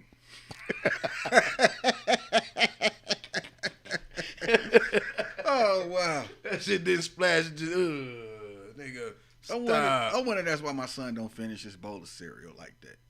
I wonder if I got to get him actual milk, like 2% or some shit. I mean, my daughter, she will not fuck with the cereal with none of those other milk. But milk, oh, she tearing that shit down. Right. But she don't do what we did as kids. She don't drink that shit at the end. I think she just want that milk just to be in there to help wetting it up and give it whatever little milk flavor to Enough the cereal. moisture to the and cereal. then she pour the milk out when the cereal gone. You know what I mean? Hey, man. Oh, well. I mean, does she get up? It's not like she gets up in the morning and watch Saturday morning cartoons. It's their cartoons that come on Saturday morning. My daughter get up in the morning and watch. Well, you got YouTube, so now you don't need to. We had too many rules back in the day. On the weekend, man, it's hard to get that motherfucker up in the morning. Before noon. Just wake up and watch cartoons. No. Because, on the weekend, they want to stay up late. They got, her and her friend got iPad and shit. They'll be FaceTiming all night and shit. You kind of, nigga. You like go to bed with the TV on. On the weekends, it's like hell. It's hell. That's now I see the point of regular TV. Regular TV had your ass in bed. Regular TV get boring, and you be sleep. Now With the TV running, it's like listening to Sade. It's like the soothing music. It's soothing. yeah, you can't do that now. Now the TV running, but YouTube on that bitch. Right. Next video, turned up the whole time. Then I was- Goddamn kids sitting around watching kids open toys. Man, my son had fucked up my whole YouTube mix. Like, okay. Your recommendations is all his shit. I'm like, I gotta get a whole new profile. Like this dude here, then just turn my whole thing upside down. A bro. problem. Like, And you can't even complain. It's like Because you ain't ready to give him his own shit. his Right? own YouTube profile. I'm like, man, how can I? I mean, he's a big fan of the scary movies and stuff now and everything. So Well, Summer put him up on the channels that make little scary clips that's what he watching now. on YouTube. Yeah. Yeah, she be watching that shit, cuz. I be like, She be watching that shit. Like, look. Like, I had to give it the YouTube because I keep up with what us little ass doing. So I gave her the kids YouTube and she liked it. But the only problem was the shit that she liked the most is the teens and the preteens that make the goddamn scary movie videos on there. And I was like, damn, they don't let those get on kids' YouTube. Even though it ain't nothing wrong with the videos, Right. they just don't let it on kids' YouTube. So I was like, fuck it. Get the goddamn YouTube on there. You know what I'm saying? But she can't have the YouTube on the iPad or the phone. Has to be on the main TV. Yes. Well, I can see it. Right. You know When what I I'm do a saying? random test, open the door. Would you watch? That shit parents be doing is open up the door and just stare at you. Pop it on there. Right.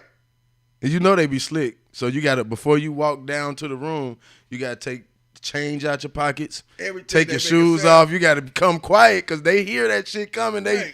They didn't practice changing shit up on you. They didn't got it set to where they could change to the next video where it will already be in the middle of the video. Like, I've been watching this.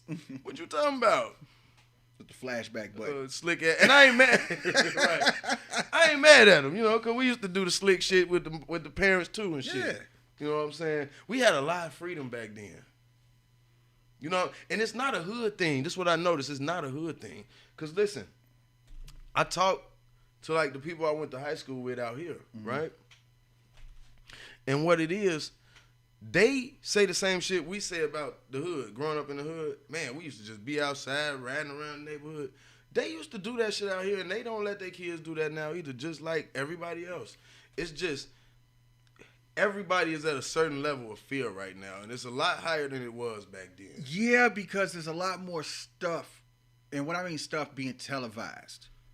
You Right. know what I'm saying? Before it wasn't as much, so it wasn't, you know, our attention was on, we were more This nigga adventurous. said our attention. Our attention was more adventurous. Honestly, you know what I'm saying? It was like, you know, nigga, TV wasn't shit back then. Nigga, unless you had cable. Right. You know what I'm saying? And then after that, there wasn't shit really. But TV was the shit. I mean, it was, but it was like, Columbo was, nigga, I had fun watching Columbo with my grandma. right, but that you see what I'm saying? It's not like what it is now. It's a lot of shit out there. And that's the thing. And the thing was, and that's another thing too.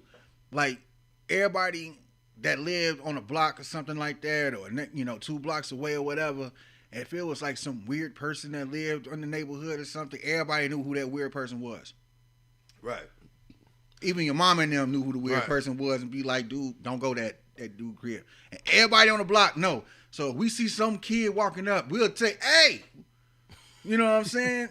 Sandlot. Get the fuck away from You that. might do, hey, you know who crib that is? Sandlot. Right. You know what? And he'll be weird for whatever reason. You know what I'm saying? We But- also afraid of kids being taken. And you Yes. think about it now, when someone gets taken now, within hours, the story is nationwide. Back then it wasn't like that. I think the first one to really go nationwide was in the 80s. Like quickly. Mm-hmm. And I don't even think it happened that quickly, but it was, what's the dude's name? Is it Johnny Gosh? You ever heard of that story? Little Johnny? Is that the one with not the I was thinking about the Walsh No, Johnny Gosh. And Wash. No, Adam Walsh's son. Right, yeah. What year did that happen? That was like in the 80s, bro. Like early 80s, right? Yeah. This was like 82. Johnny Gosh, Des Moines, Iowa. The paper boy that got taken. You remember, because the little boys go out to deliver paper, but they were starting, depending on what season it is, they'd be starting when it's still dark outside. That early in the morning, and somebody took the little boy. Never been found. Never heard from again, you know what I'm saying? So, like, they don't even have a death for him because they never even found the body. Never found him, right. But this, like, stories like this are like, it went nationwide. But now, like, it was a big thing for a story like this to be nationwide like that, right? Back then, even with the dude from say it again, what's the name of it? America's Most Wanted. Yeah. But now, and within hours, nigga, the whole nation know this kid missing.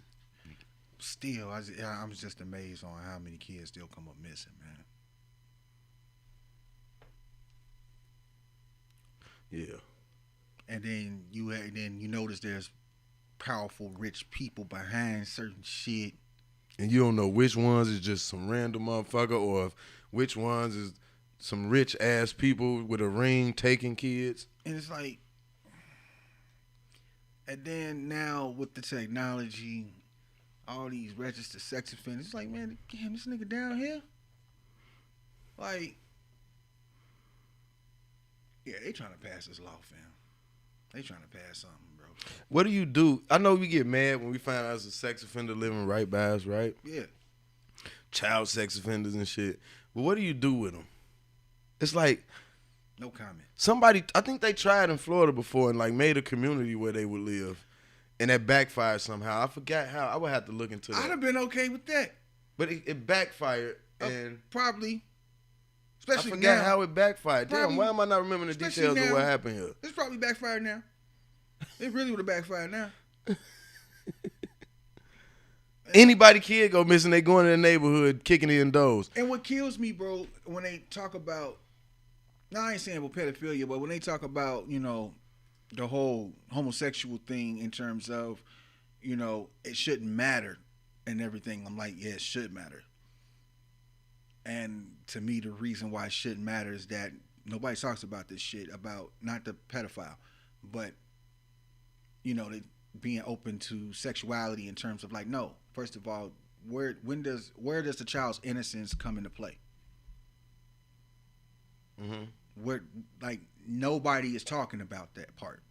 It's the innocence of a child. It's necessary to have a certain point of innocence or naiveness. You know what I'm saying? Because it's a phase. You have to grow. It's not necessary. We got to change. We have to adapt. Right. Listen. I'm saying, this is what I'm saying. We're not living in those times. What Listen, I'm saying is this. Shit is real out here. These kids get got to know it can happen now. Yeah, but this is what I'm saying. I get that part, but I'm looking at it as a parent, I'm looking at it as I want my child to have it better than what I had. You're going to be able to do that in some areas. But not all, bro. So, at the same time, don't get me twisted, bro. I'm paranoid as hell when it comes to these shits. I know. You know what I'm saying? Like, Who the fuck ain't? Bro, I'm to the point of, like, dude, I picked my son up from the bus. You feel me? And I'm, like, real time, like, you know what I'm saying? I'm, all right, what's going on? You know what I'm saying? Well, the bus ain't here. Right. It's 2 minutes late. 2 minutes late. Male driver. Nigga, hurry the fuck up with my son. Type shit. You know what I'm saying? So I get like that, and these bus drivers be looking weird. They never stop looking weird, bro. Why they never be cool? Why they never be like just an average, normal looking person? Why they always look like the normal looking person be the one who don't know how to stop at the right place. Be stopping at the they be fucking up a lot. Yeah, I be like acting like they drive stressful. You got 3 people on the bus. Then you be having some female with the full goatees and shit, man. It's like now with COVID, you got less people on the bus. So how is you stressful? How is it stressful if you got less work that you have to do? Right, because at my daughter's school, only it's like every class is like half of the kids in each class. And you still getting a full check?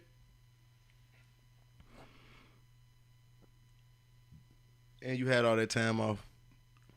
Zoom meetings every fucking day. No, I'm talking about the bus drivers. Yeah. They had all that time off. Yeah, all the time off. I'm talking about teachers now. I'm about to get on their ass, man. No, the teachers, I don't know how they doing it in your district. In this one, look, half the kids is there, so they go half the day, and then the second half of the day, the teacher goes on Zoom and does school with the kids that's at home still. Right. You know what I'm saying? Yeah. So, I mean, it's going pretty good. I'm not. They need to get the full day because this 2.5 hour shit. The kids that's not at school is because the parents, half of the parents said, no, I ain't sending them back to school. They want all the kids back in school. Shit, over here, our district, boy, these parents, man. I know. That's why I asked you. That's why I asked you about Amethyst St. Louis, because was she there? Because she be fired up, and I'm gonna call her, because I know she over there in Villa Park, fired up. Man, she live in your neighborhood too. Man, these parents, a couple blocks from parents you. Be like, fuck this, I'm running for government. I'll be like, that's what I'm talking about. Shit. These motherfuckers be trying to. That's what I like about these motherfuckers out here. They be like, fuck this. They be going to these meetings. Oh, y'all want to play game? All right, I'm running for office next year. Next thing you know, you see the motherfucker you used to hang out with at the bar running for office. Like, well, damn. Mays Gilliam. Damn. And half the town behind their ass. You like, damn, they wasn't playing, bro. Talk about action. They be fucking around winning and shit. Bro, y'all done fucked up. I'm like, You hold done on. got these suburban middle-aged housewives mad at you niggas. They get into that shit. I be like, you in trouble, bro. This school board, y'all better get this shit together because they coming deep. Get parents is coming for your ass. They They not coming playing. deep, nigga. And then California, the teachers got exposed for their little Zoom meeting and everything. This happened probably maybe a couple weeks ago. They were still live at this Zoom meeting, and then they got caught talking mad shit about the kids. All the parents are mad because we're not their babysitters and shit. Like, the whole teachers in that school had to resign. Cuz the parents pay your salaries, fool. Yeah, they must not want to be teachers. It was like, we're going to have to be their babysitter. I'm looking like, What does that mean? I'm Like, wait, teaching them. They saying like teaching them at school is them being the babysitter. right? I'm like, I'm like, so what is your point of being? So when you decided to be a teacher, what did you envision? Zoom meetings. Like, before this COVID shit, didn't you envision you in a classroom 6 hours, 7 hours, a teaching day. something to kids? Right. And I'm assuming that a part of that you was going to get paid, somewhat adequately. You know what I'm saying? The only thing I think, like, okay, I get it. The teachers had to come out of pocket a lot for, to supply kids. They stuff. I get that. Depending on where you at. Right. Depending on where you at. If Right. you in a city in a bad area where the property value is real low, Right. yeah, they having problems with the budget in the school in Right. in that area. Right, but because a lot of that funding come from the property taxes. Right. You get what I'm saying? Yeah.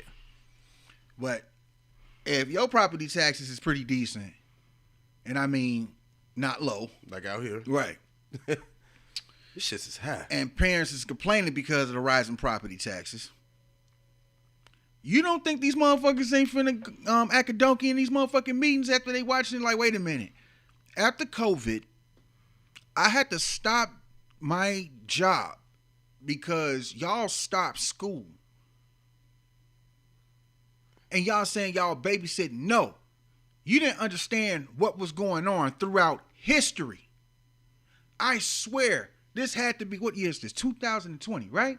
21. Yeah. I'm sorry. Was parents going to work while kids was at school in 1921? No. Was they? Was parents going, somebody in the house was working in the year 1921 while the kids were going Dad. at school. Dad. Yeah, exactly.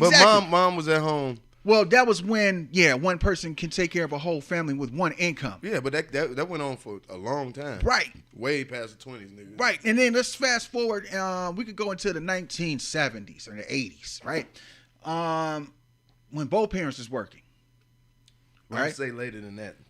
You had most of those situations was both parents started working because women wanted to go out and visit. However, but by both choice. parents, right? But point is, both parents is working, and so while both parents were working, where were the child? School, right?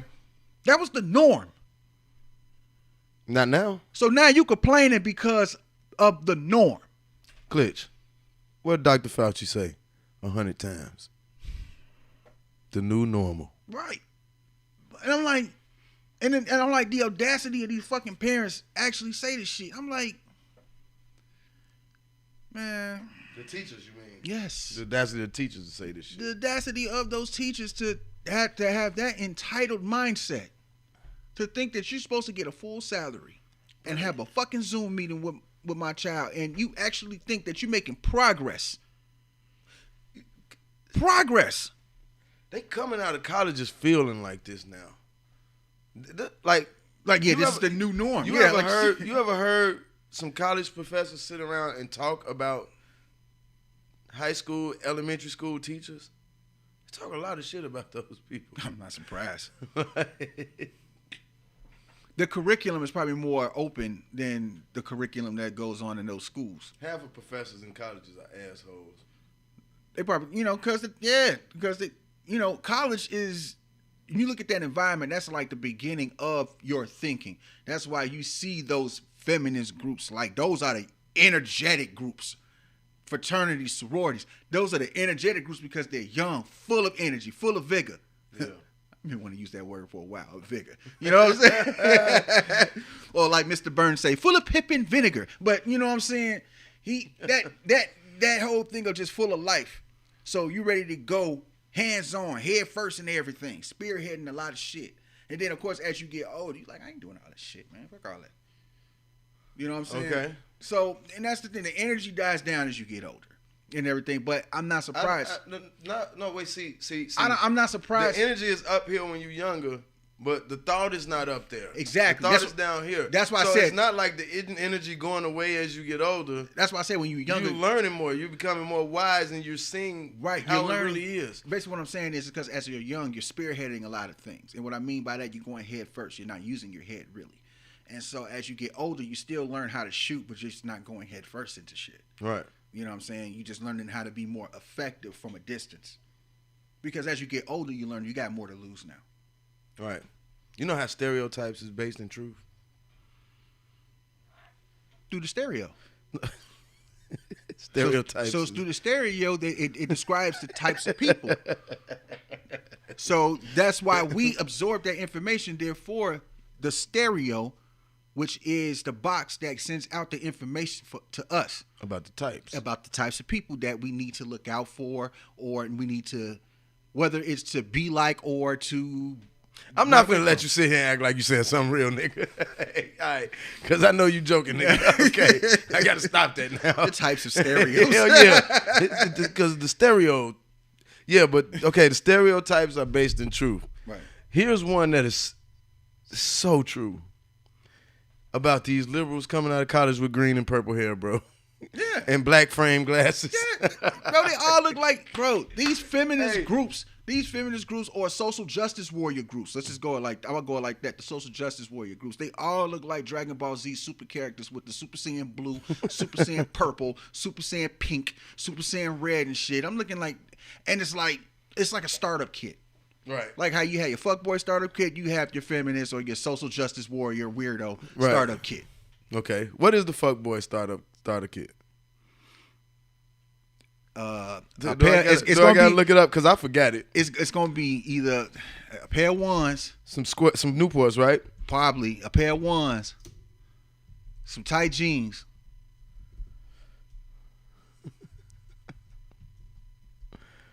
I'm trying to think of the shirt.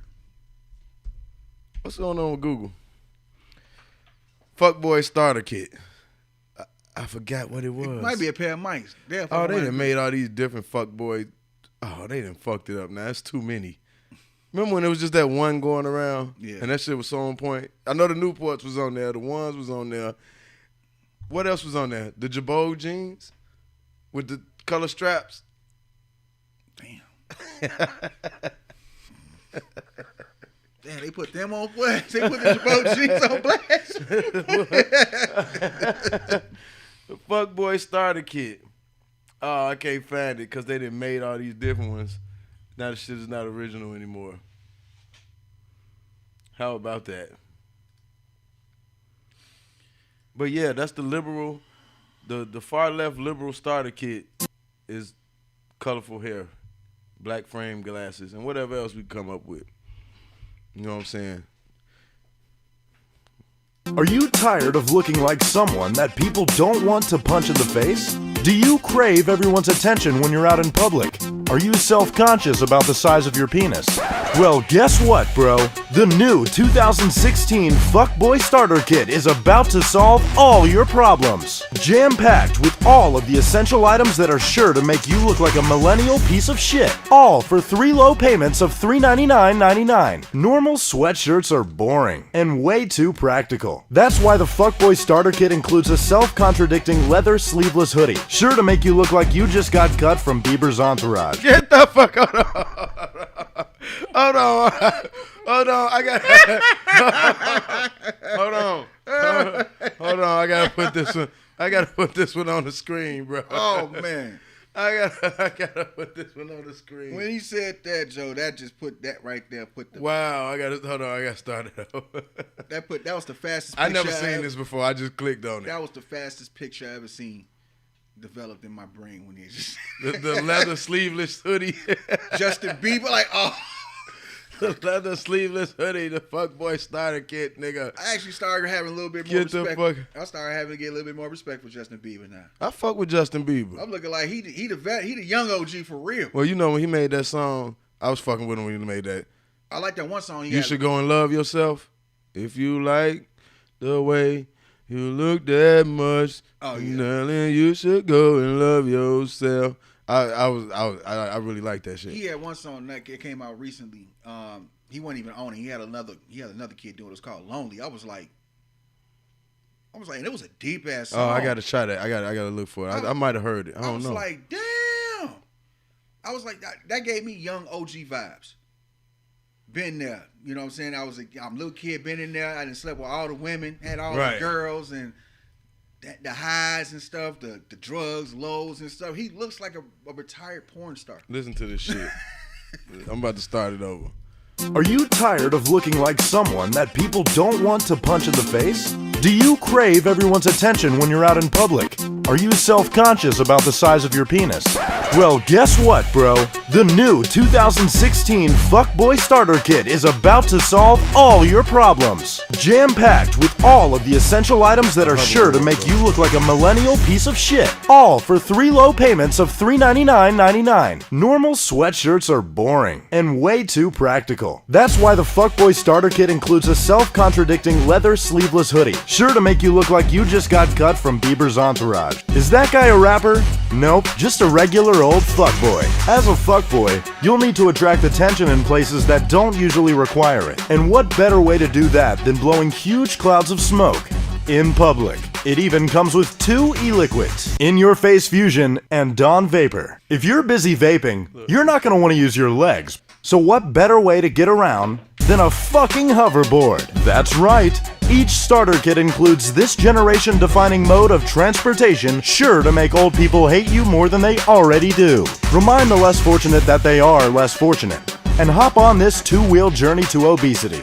Now that you're a sleeveless hoodie-wearing, vape-smoking hoverboarder, you're going to have a lot of haters. And what better way to cover up your insecurities than by wearing this I Love Haters hat? It will not only let everyone know you have haters, it will also remind everyone that you're so balls deep in your fuckboy lifestyle that you don't give a shit what they think. All these amazing items just for 3 easy payments of $399.99. Available at imafuckboy.hashtag. And that's not all. If you order now, we'll upgrade you to the Fuckboy as Fuck package, which includes a selfie stick so you can capture your fuckboyness on the go. So buy your Fuckboy Starter Kit today.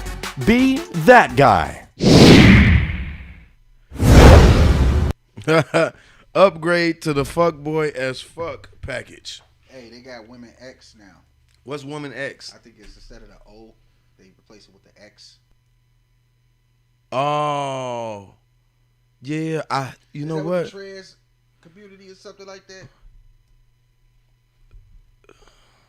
Yeah, it's like the same thing they doing with Latinx instead of, remember Latino, Latina? Yeah. The O is the man, the A is the woman. Yeah. Take the A and the O off, X. Latinx. That's what that is. They don't want us identifying as man, woman. Appealing to a point. But then they'll turn from a man to a woman and say, I'm a woman. But maybe that's what you're talking about. Yeah. Take the O out of woman and put X. Yeah.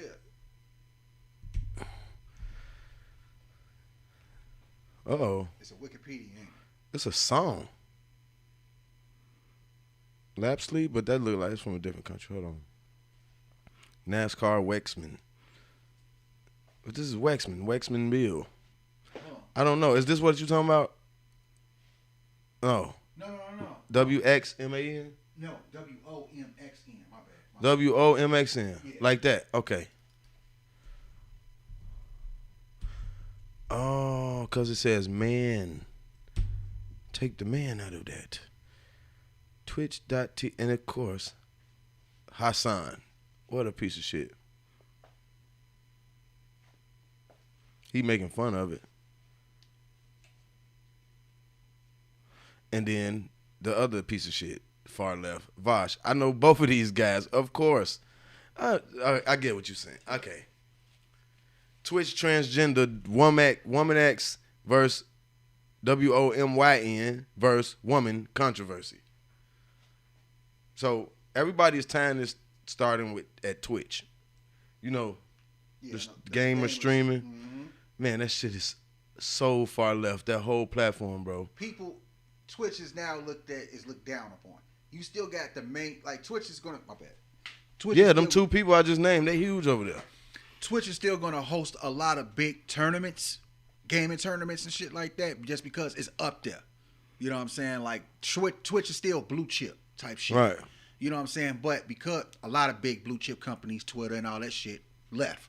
Okay. You know what I'm saying? So of course when you have that alternative, you know what I'm saying, streaming networks comes into play.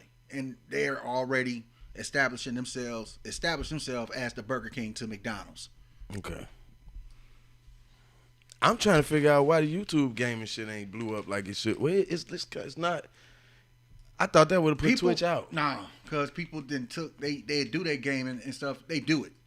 You know what I'm saying? And the way they do it is it's just simple. You know, they do their live streams when they play the game, and then, or they'll do segments. Right. You know what I'm saying? From 2K all the way up to my shit that I play. I play Neo. I love shit like that. I don't even know what the fuck that is. Okay. Not gamers. Jesus. It's fucking feudal gamers. Japan. That's fucking all it is. gamers. Hey, bro, they got this shit on Netflix too. Talks about feudal Japan, and it's based on all the characters in the game that I'm playing. So it's fucking dope. gamers, man. It ain't gamer shit, man. It's This fucking shit, gamers, bro. What is it feudal, though? For real? No, What? it's feudal Japan. Like in terms of the rise of Lord Nobunaga. You know what I'm saying? What I don't care. Who is that, cuz? He's one of those. He was one of the samurais. You know what I'm saying? That rose to power. And what story? And the feudal Japan during that time. Oh, I know nothing about any of this shit. The most brutal, like one of the most brutal time in human history. Oh, this in real human history. Yes. Okay. Yes. Absolutely. Okay. And if you check it out on Netflix, they got, you know what I'm saying, The Rise of the Samurai, something like that. Okay. Or what I didn't care for, because I even looked up, one of the other characters on there was Yusuke. But it didn't talk about this in the samurai shit on Netflix. Yusuke was the African samurai, and he was based on reality. He did exist. And he was with a missionary, an Italian missionary. But he became a samurai through Nobunaga, when Nobunaga rose to power. And he became one of, I don't know if Yusuke became one of the retainers, you know what I'm saying? And a retainer is a high ranking in the military, like Damo and stuff like Diamo. I forgot how to pronounce that shit. But those are high ranks in the military during that time and everything. But it's pretty good, man. I like it. Oh, I'll check that out. Check that out. Good old feudal, and it's bloody. It's sex in there. You know what I'm saying, and everything. I liked it because it seems like this is what was going down. Okay. Where did I get that from? Cause is that South Park? Yeah. Okay. Drugs bad. Okay. I hated the way that show looked, and I look. I stayed away from, no matter what nobody told me, for like a few years. I stayed away from ever looking at it, and then it just pulled me in. It put me in. Fucking South Park it drew me away just because pulled then it me started in. going gay. It started really going that part right there, and I mean. Okay, but I'm talking about a lot of years ago. Okay, the beginning of South Park. Right. Yeah. Good. This new. Nah, bro. After I don't even know what they're doing in the last I'm 6, cool. 7 years. I'm cool, fam. I'm cool with that shit. They keep that shit, Joe. I'm looking like. It's like you start seeing, first it starts with the innuendos, and then it gets more, they push it. And it's like, the fuck happened to y'all? You know what I'm saying? At least the Simpsons know how to play it. The Simpsons. They know how to play Simpsons it. pretty cool. And they be playing good, too, in terms of predicting shit. That's still the look. Like, damn. The verdict is not back yet.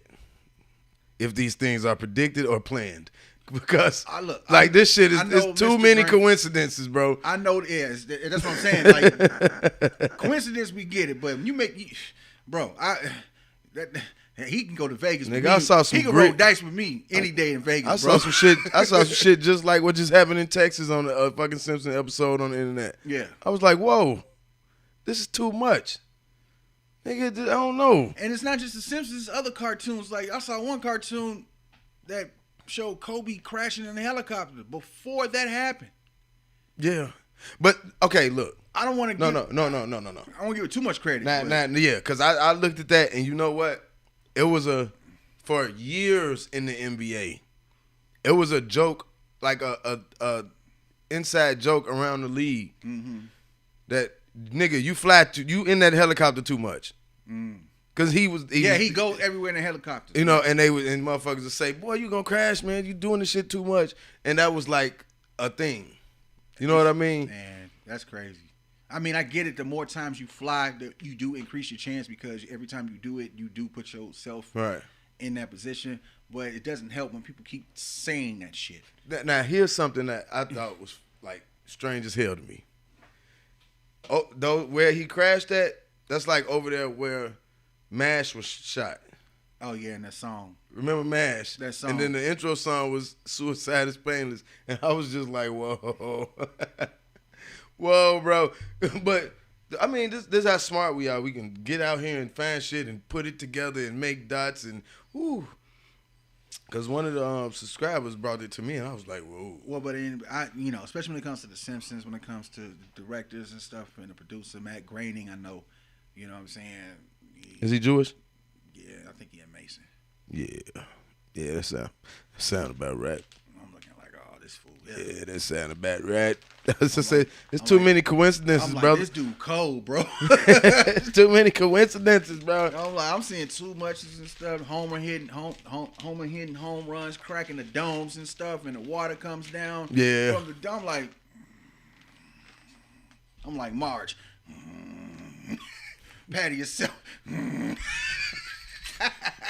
Goddamn sisters. In real life, the Simpsons were Negroes. Couldn't stand them damn sisters. But bitter. All right, man. That's 3 hours, man. We was gonna go an hour and a half. Yeah, she telling me she just pulled the crib and everything.